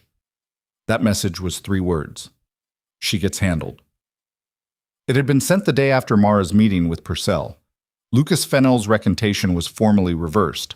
His original testimony was reinstated, and he faced an additional charge of obstruction for the recantation itself, which his attorney was negotiating. He was going to testify at trial. He was not going to enjoy it. Patricia Sherwood's personal board minutes were entered into the federal case as documentary evidence. They established a 6-year timeline of deliberate concealment, institutional complicity, and the specific mechanism by which a CEO had used board authority as a shield for criminal activity. 2 of the 4 complicit board members reached plea agreements in advance of trial. The other 2 retained independent counsel and were still negotiating as the trial date approached. Mara went back to work.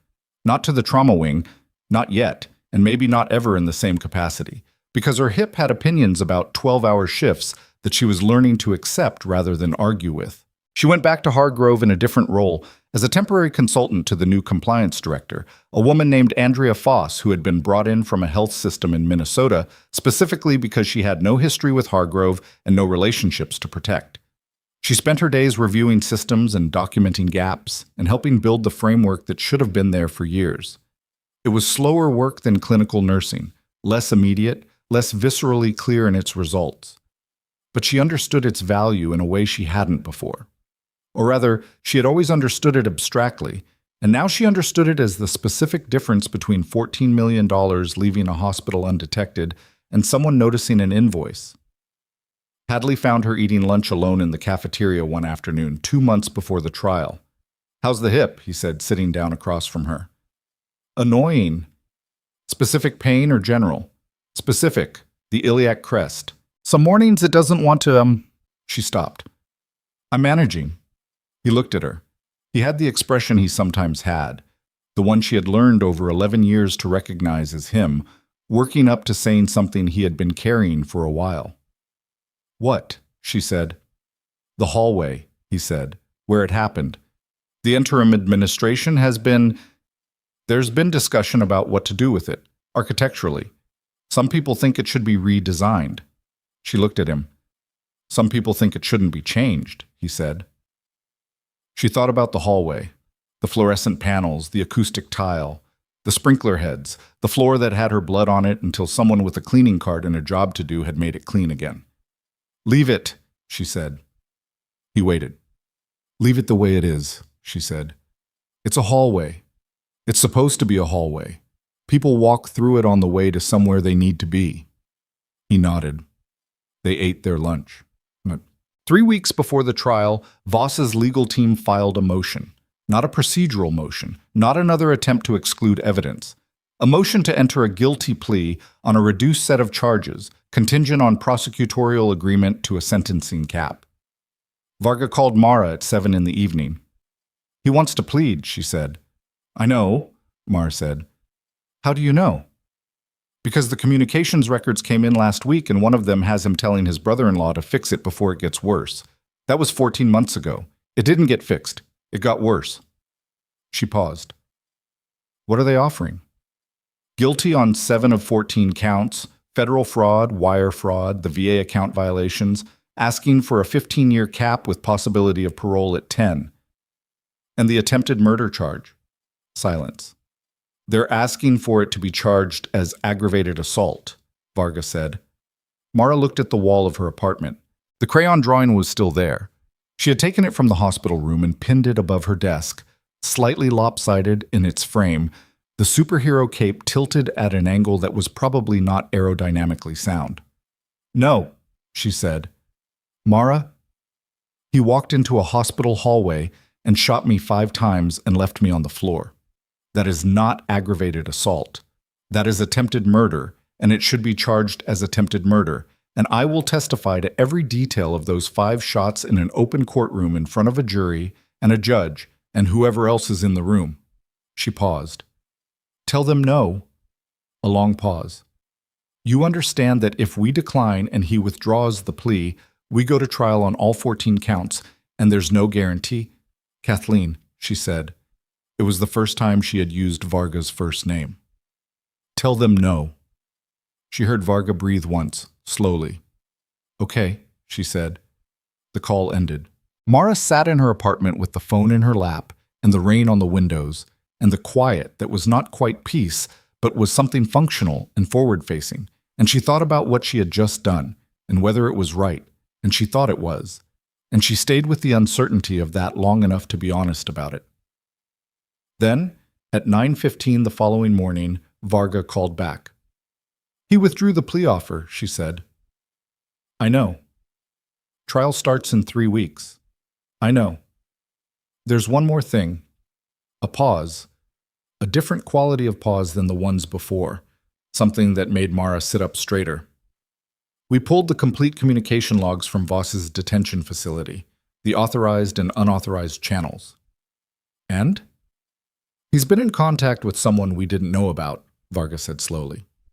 Someone who isn't Fennell and isn't his brother-in-law and isn't on the official visitor log. Mara waited. Someone, Varga said, who currently works inside Hargrove Memorial Hospital. The name was Diane Purcell. Mara sat with that for a long time after the call ended, longer than she had sat with most things. She looked at the crayon drawing on the wall above her desk, and she thought about Purcell's face across that desk in the small office, the specific quality of discomfort she had read as guilt-adjacent, as the exhaustion of a woman who had been looking away from something for too long. She thought about Purcell coming to the hospital room unprompted, sitting in the chair, saying, "I knew and I made a decision," and looking like someone trying to lay something down. She had thought it was conscience. She had been reading the wrong thing.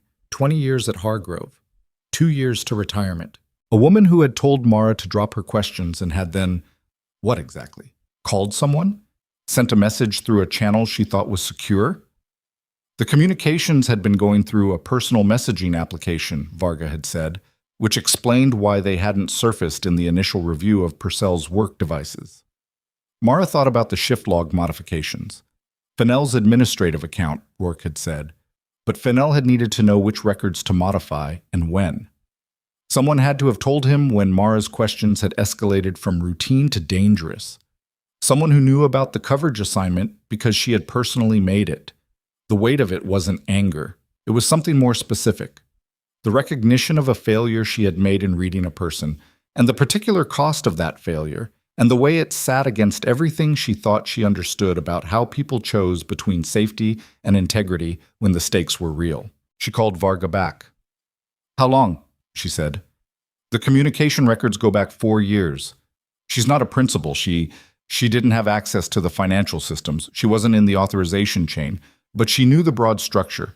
She knew what was happening to the budget and why. She warned him when I came to her." "Yes. And she flagged your documentation request to Fennell, which triggered the record modification. What does she face?" "Obstruction, possibly conspiracy. Her attorney hasn't been contacted yet. We're moving on that today." A pause. "Mara, I want to be clear. She is not the same category as Voss. She didn't plan this. She didn't profit in the same way. But she participated in the suppression of it, and she participated in the attempt to suppress you specifically." Mara thought about the hospital room. Purcell in the chair. "I keep thinking about all the times I covered for bad decisions because it was easier than the alternative." She had been confessing and concealing at the same time, telling enough truth to manage her conscience while keeping the specific truth that mattered locked behind a door she didn't want opened. "Do what you need to do," Mara said. She put the phone down. She sat at her desk in her apartment, and she thought about what it actually meant. Not what it meant legally, not what it meant for the case, but what it meant that a woman with 20 years in a hospital, a woman who had watched patients come through and nurses work themselves down to the bone, had spent 4 years knowing that the resources those patients needed were being systematically stripped and had calculated her retirement against the cost of saying so and had chosen retirement. It meant that fear was a more powerful architecture than most people admitted, that institutions didn't require everyone to be corrupt. They only required enough people to be quiet. And quiet was cheap. Quiet was easy. Quiet asked nothing of you except the willingness to look at the middle distance instead of the thing that was actually there. Mara had never been able to look at the middle distance. She had tried, in certain contexts, in certain years, and it had never worked. Something in her was calibrated for exact focus, for the specific and actual, and she had spent a lot of time in her life wishing it were different because it made things harder and lonelier and more costly. She didn't wish it were different anymore. Purcell was arrested on a Tuesday morning, 3 days before the trial was scheduled to begin. Mara was at Hargrove when it happened.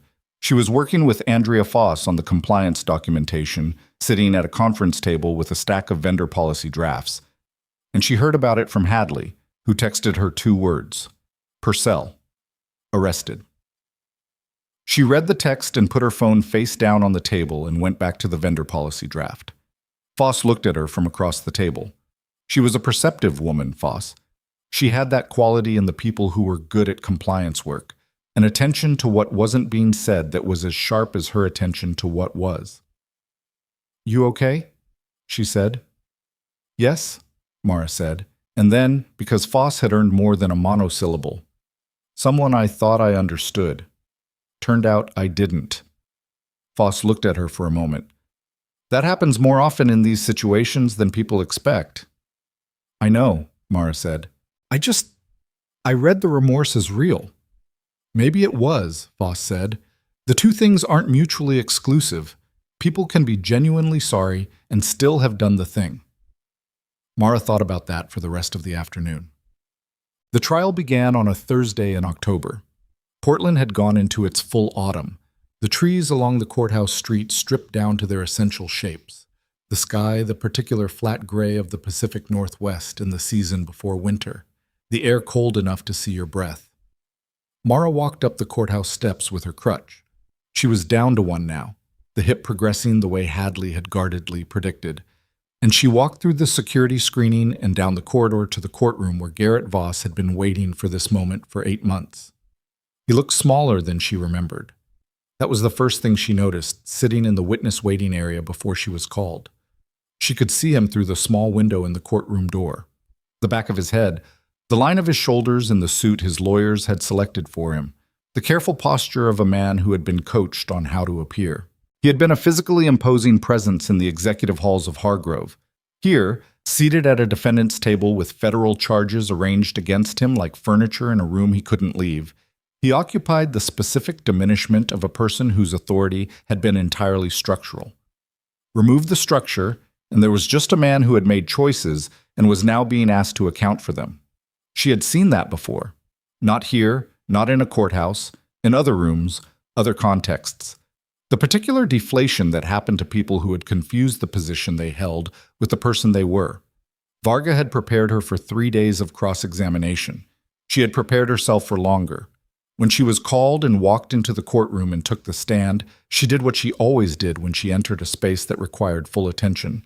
She settled into it, let the room become real around her, let go of everything that wasn't necessary for the next several hours. The jury was 12 people. She looked at each of them once, briefly, without performance. They were real people who had been asked to do a hard thing, to sit with complexity and uncertainty and arrive at a judgment that was accountable to evidence. And she respected that, and she was going to give them everything they needed to do it correctly. Varga's direct examination took a day and a half. Mara walked the jury through the invoices, the vendor registrations, the missing signatures, the Westbridge financial connection, the executive hallway conversation, the float assignment, Fennell's warning by the elevator, and the night in the pre-op corridor in the specific sequential order that made the pattern visible not as an argument, but as a documented sequence of events. She was precise. She said what she knew and distinguished it clearly from what she had inferred, which was the thing that Varga had told her made a witness credible. Not certainty about everything, but scrupulous accuracy about the line between observation and interpretation. Jurors distrusted witnesses who had no uncertainty. They trusted witnesses who could say, "I don't know about the things they didn't know," and hold firm on the things they did. She held firm. The cross-examination started on the third morning.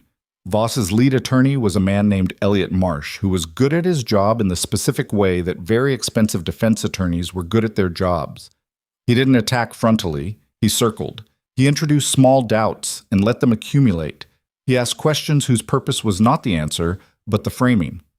He tried the credibility angle. "You've described yourself as having above-average threat assessment skills from your military background," he said. "I didn't describe myself that way. I described having combat medic training that included triage and situational awareness. And that training, do you think it might predispose you to interpret ambiguous situations as threatening?" She looked at him calmly. "The situation wasn't ambiguous. I heard specific language about moving funds through specific accounts to avoid audit. 3 weeks later, the man who used that language shot me in a hospital hallway. But at the time you overheard the conversation. At the time, it was a clear statement about a specific financial maneuver. The subsequent events corroborated it. I'm not sure what additional clarity you're asking for." A ripple in the courtroom. Small. Marsh moved on.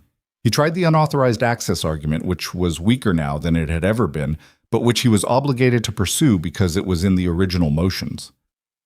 "The coverage assignment," he said. "You've testified it was verbal." "Yes. And the written records of that assignment were modified after the fact. By Lucas Fennell's administrative account, yes, who was attempting to remove documentation of my legitimate assignment in order to support the argument you're currently making." She paused. "The original timestamp metadata is intact and has been entered into evidence." Marsh looked at his notes. "Ms. Calloway, you were shot 5 times. "Yes." "That's a significant physical and psychological trauma." "Yes." "Is it possible that the trauma of that experience has affected your memory of events preceding it?" She looked at him. She had expected this. She had thought about it, honestly, not as a legal strategy, but as a genuine question she owed herself. Had the events of that night changed how she remembered what came before it? She had reviewed her notebook, which she had written contemporaneously, weeks before the shooting. The dates were dated. The invoice numbers were accurate. The conversation she had heard in the executive hallway matched the financial records that had been independently verified. My memory of those events is documented in a contemporaneous notebook I maintain throughout, she said.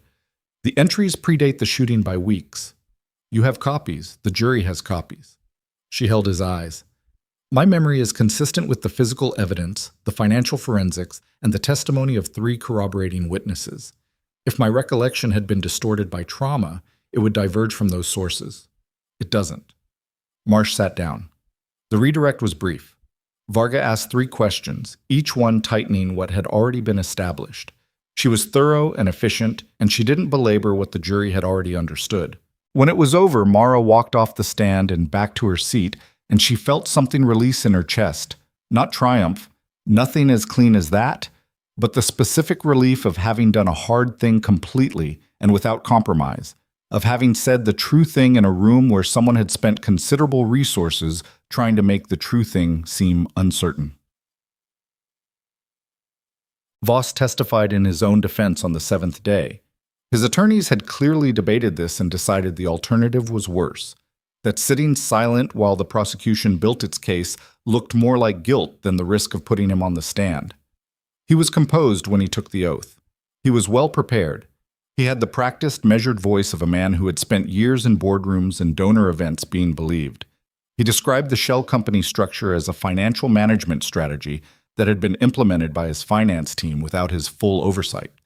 He described the budget reallocations as difficult but necessary decisions made under institutional financial pressure.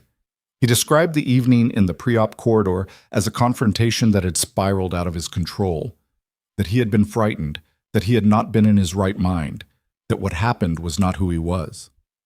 Varga cross-examined him for 3 hours.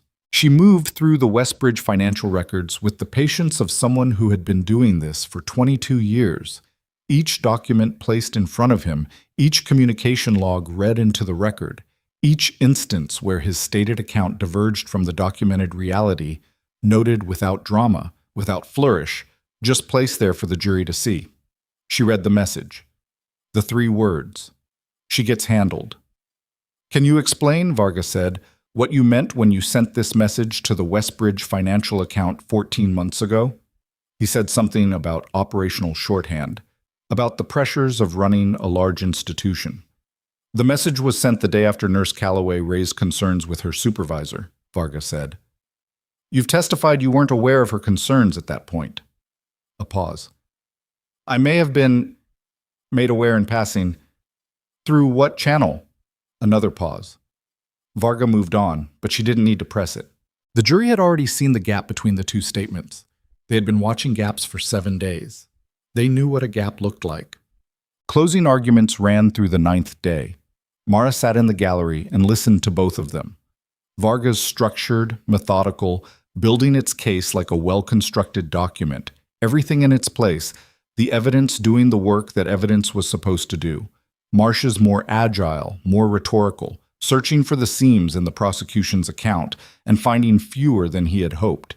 He returned to the complexity argument, the systemic failure framing, the suggestion that assigning criminal intent required more certainty than the evidence provided. He was good. He wasn't good enough, and she could see him knowing it by the end. The jury deliberated for 4 hours and 20 minutes. Mara sat in the courthouse hallway during those 4 hours on a wooden bench that was not designed for comfort, with her crutch propped against the wall beside her and her hands in her lap. And she waited the way she had learned to wait in places where waiting was the only available action. Not passively, not anxiously, but with full presence, fully conscious of what was happening, fully ready for whatever came next. Hadley came at the 2-hour mark and sat next to her without being asked. They didn't talk. That was fine.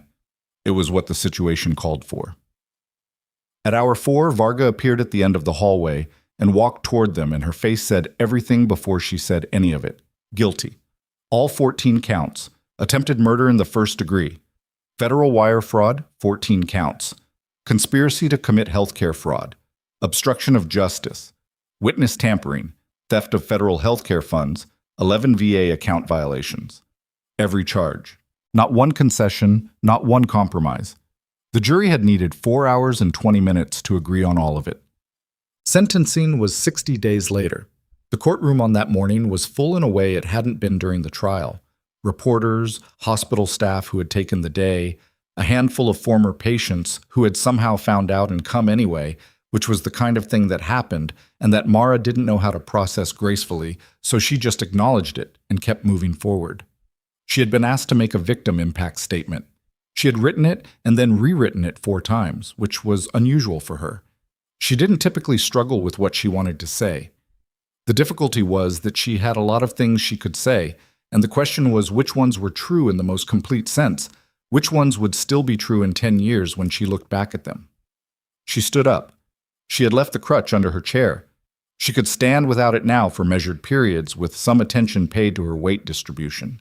The hip was not what it had been and would never be what it had been, and she had made her peace with that through a process that had been neither quick nor clean, and that was still, some mornings, ongoing. She looked at the judge. She looked at the courtroom. She didn't look at Voss, not yet. "I'm not going to describe the night I was shot," she said. "The evidence described it better than I can, and the jury understood it. What I want to say is about before that night." She paused. "I worked at Hargrove Memorial Hospital for 11 years. During those 11 years, I watched the supply budget for our trauma wing get cut 3 separate times.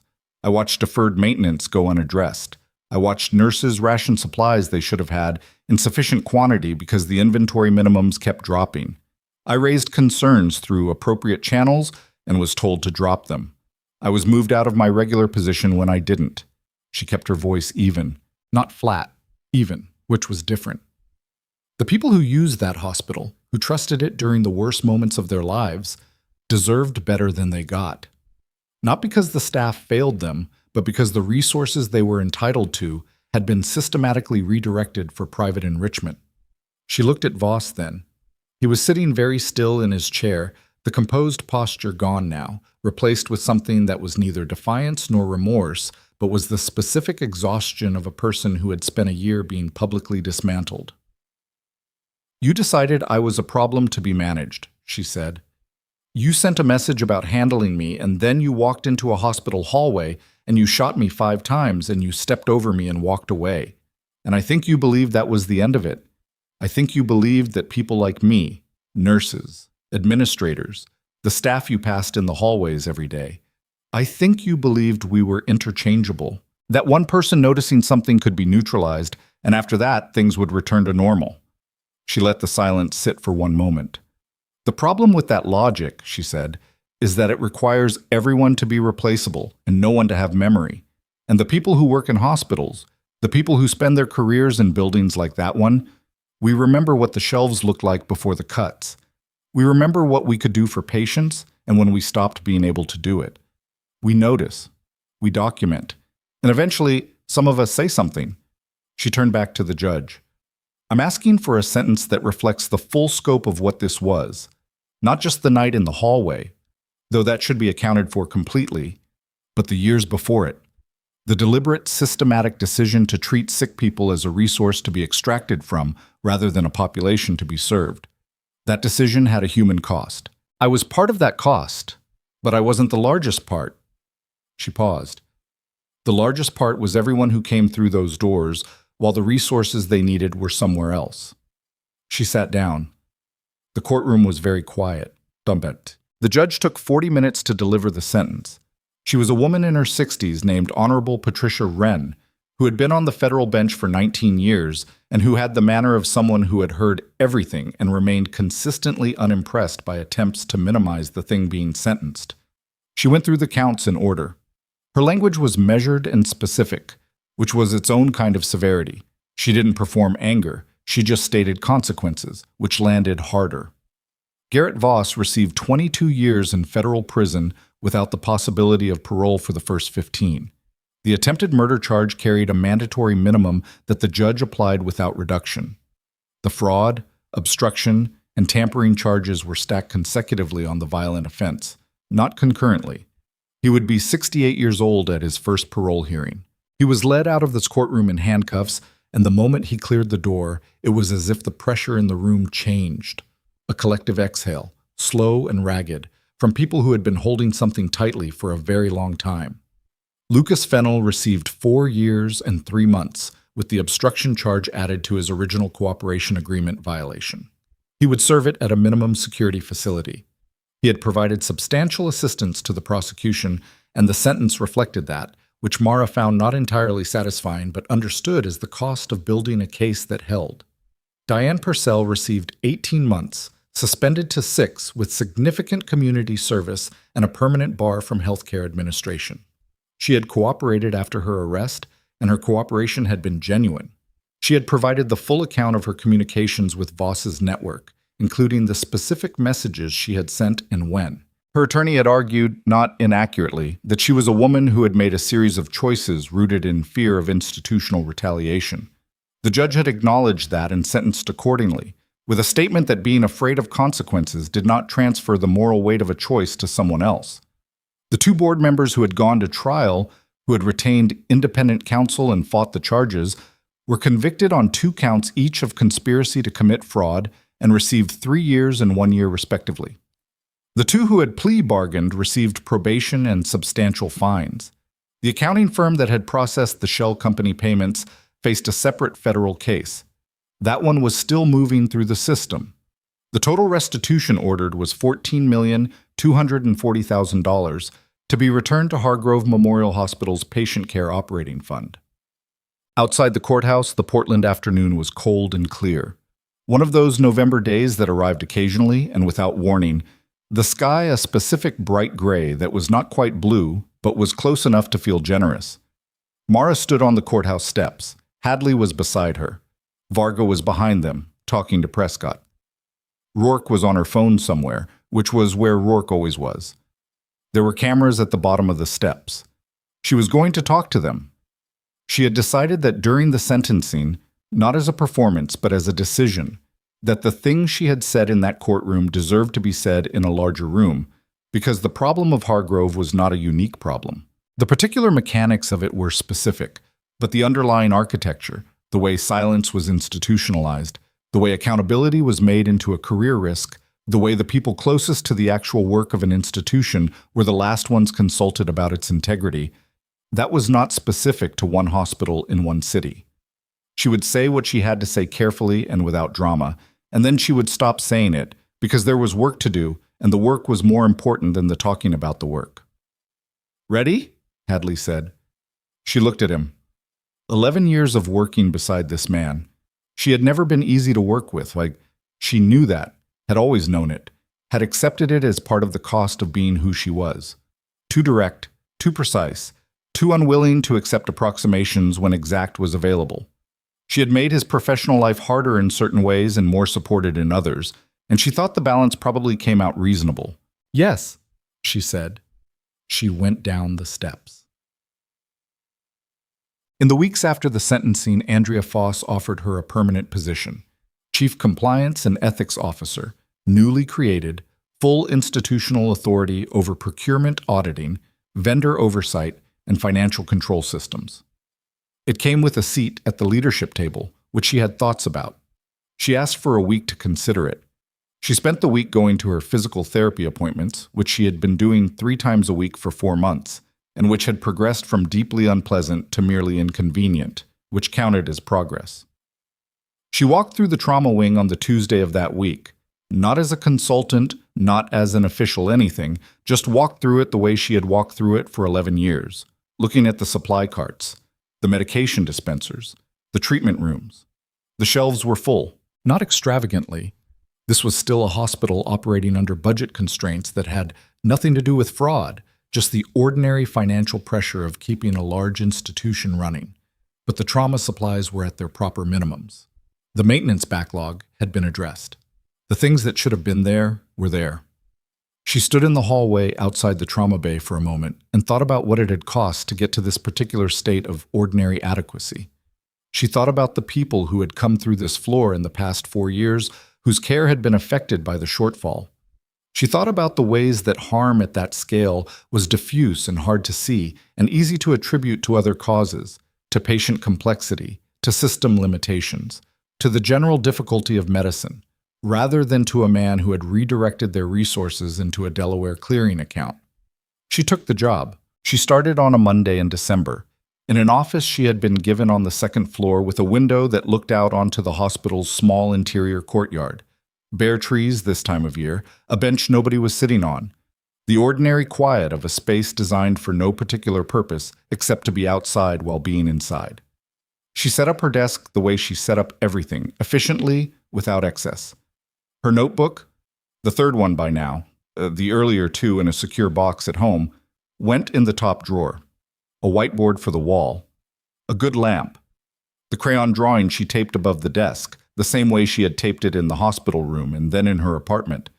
The superhero cape was still tilted at its impractical angle. She had been meaning to straighten the frame for months, and had consistently failed to do it, and at some point she had stopped thinking of it as a failure to straighten it and started thinking of it as a deliberate choice, which might have been a rationalization, but also might have been true. Marcus Webb was doing well. She had gotten a note from his mother 2 months after the trial. A real note, handwritten, that had been forwarded through the hospital's patient relations office. He had gone back to his bike, which was exactly the kind of 12-year-old decision that was simultaneously alarming and correct. She thought about him sometimes, not with the weight of what could have happened. She was not someone who found it useful to dwell in the near misses, but with something that was hard to name exactly, something that had to do with the fact that she had been in a surgical suite on a night when everything else was happening, doing the specific thing she was built to do, and that it had been enough. That the thing she was built to do had been sufficient on a night when sufficiency mattered. She thought that was probably the truest thing about her. Not the military service, not the investigation, not the trial or the stand or any of the dramatic machinery of what the past year had been. The truest thing was that she had walked into a surgical suite on a bad night, and she had not been too tired or too distracted or too caught up in the weight of everything else to be fully present for a 12-year-old boy who needed her to be. That was the thing she wanted to keep. She was in the office 3 months into the new position when she was asked to speak at a national healthcare compliance conference in Seattle. She almost declined. She had been asked to speak at a lot of things in the months since the trial, and she had declined most of them. She wasn't interested in being a symbol or a story, and most of the invitations treated her as one rather than the other. This invitation was different. It was specifically about procurement oversight systems and the structural conditions that allowed financial fraud to go undetected in institutional healthcare settings.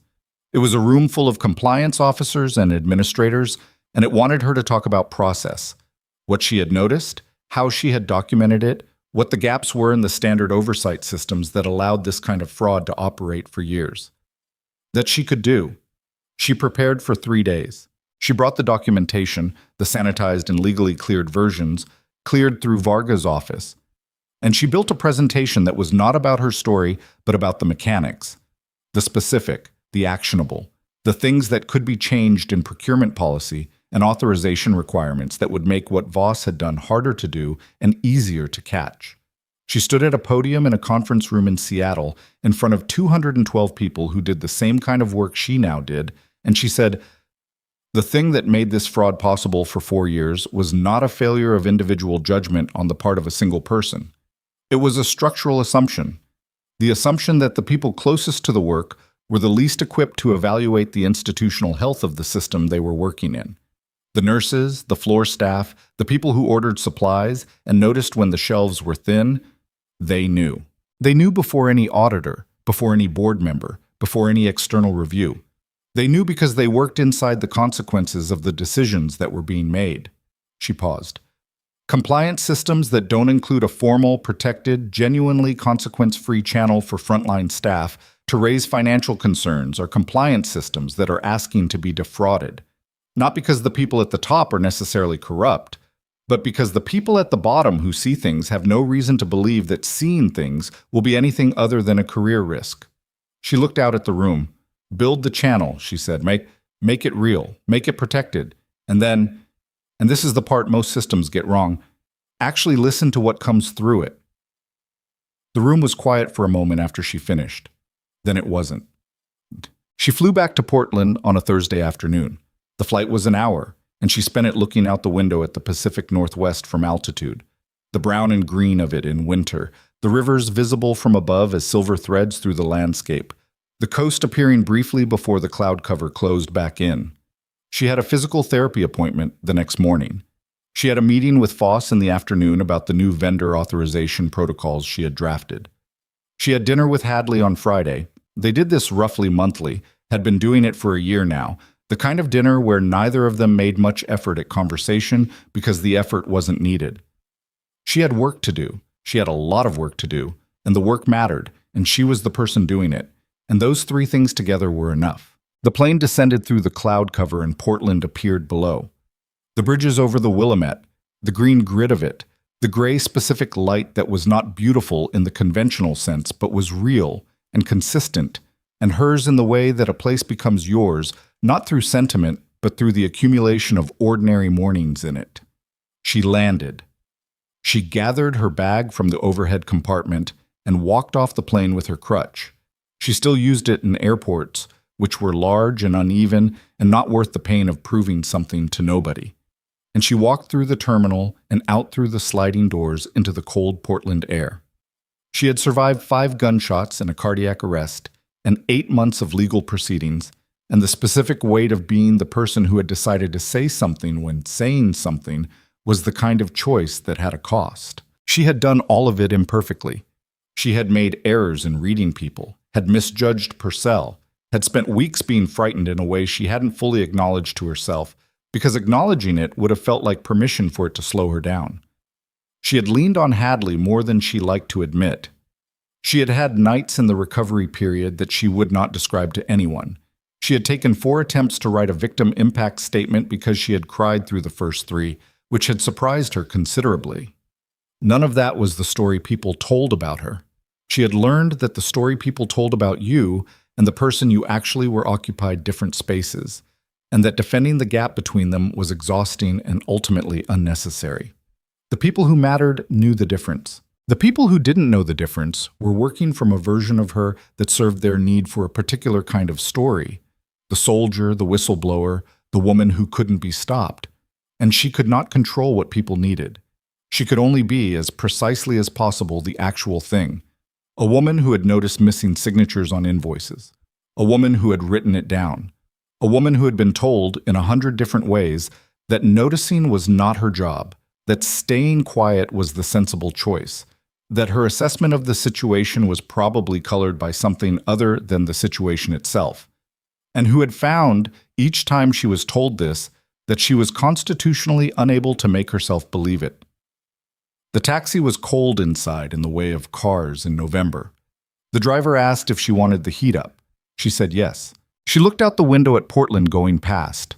The neighborhoods, the wet streets, the lights coming on in windows as the afternoon went dark. And she thought that there was probably a version of her life in which she had made different choices, in which she had looked at those invoices and found them someone else's problem, in which she had heard the conversation in the executive hallway and filed it under things that weren't her concern, in which she had been the person Purcell had been, genuinely troubled, quietly complicit, choosing the safer thing because the safer thing was available. She understood that version. She could map the logic of it, the appeal of it, the way it would have felt rational and even reasonable in each individual moment, each individual choice, the way that staying quiet rarely presented itself as I am choosing to protect a fraud, and almost always presented itself as I am choosing not to make my life harder over something that probably has an explanation. She understood it, and she could not have been it. That was just the fact of her. The taxi pulled up to her building. She paid, got out, walked to the entrance. Her hip noted the cold, which it did now, which was apparently a permanent feature of November. She took the elevator because the stairs were something she had not yet fully renegotiated. Inside her apartment, the desk lamp was still on. She had left it on that morning, which she sometimes did, a habit she'd developed in the months of recovery when coming home to a lit room had mattered more than it had before. The crayon drawing was above the desk. The superhero cape still tilted. She hung up her coat. She sat at her desk and opened the new notebook, the 4th one, clean pages, the same kind she had always used, and she wrote the date, and then she wrote 3 lines of notes from the Seattle conference, things she had thought of on the plane that she wanted to include in the follow-up documentation. Then she closed the notebook and sat in the quiet of her apartment and let the day be done. She had been dismissed, disbelieved, reassigned, shot, and outlasted every attempt to make her into someone smaller than the thing she had actually seen. She was still here. The work was still here. That was enough. That had always been enough. Outside, the Portland rain came back, reliable as ever, doing its patient work on the city without requiring anything from anyone, just falling, just being exactly what it was, covering everything in the same steady, indifferent gray that she had driven through and worked through and recovered in for 11 years. She didn't mind the rain. She had never minded it. She got up, went to the kitchen, and made tea.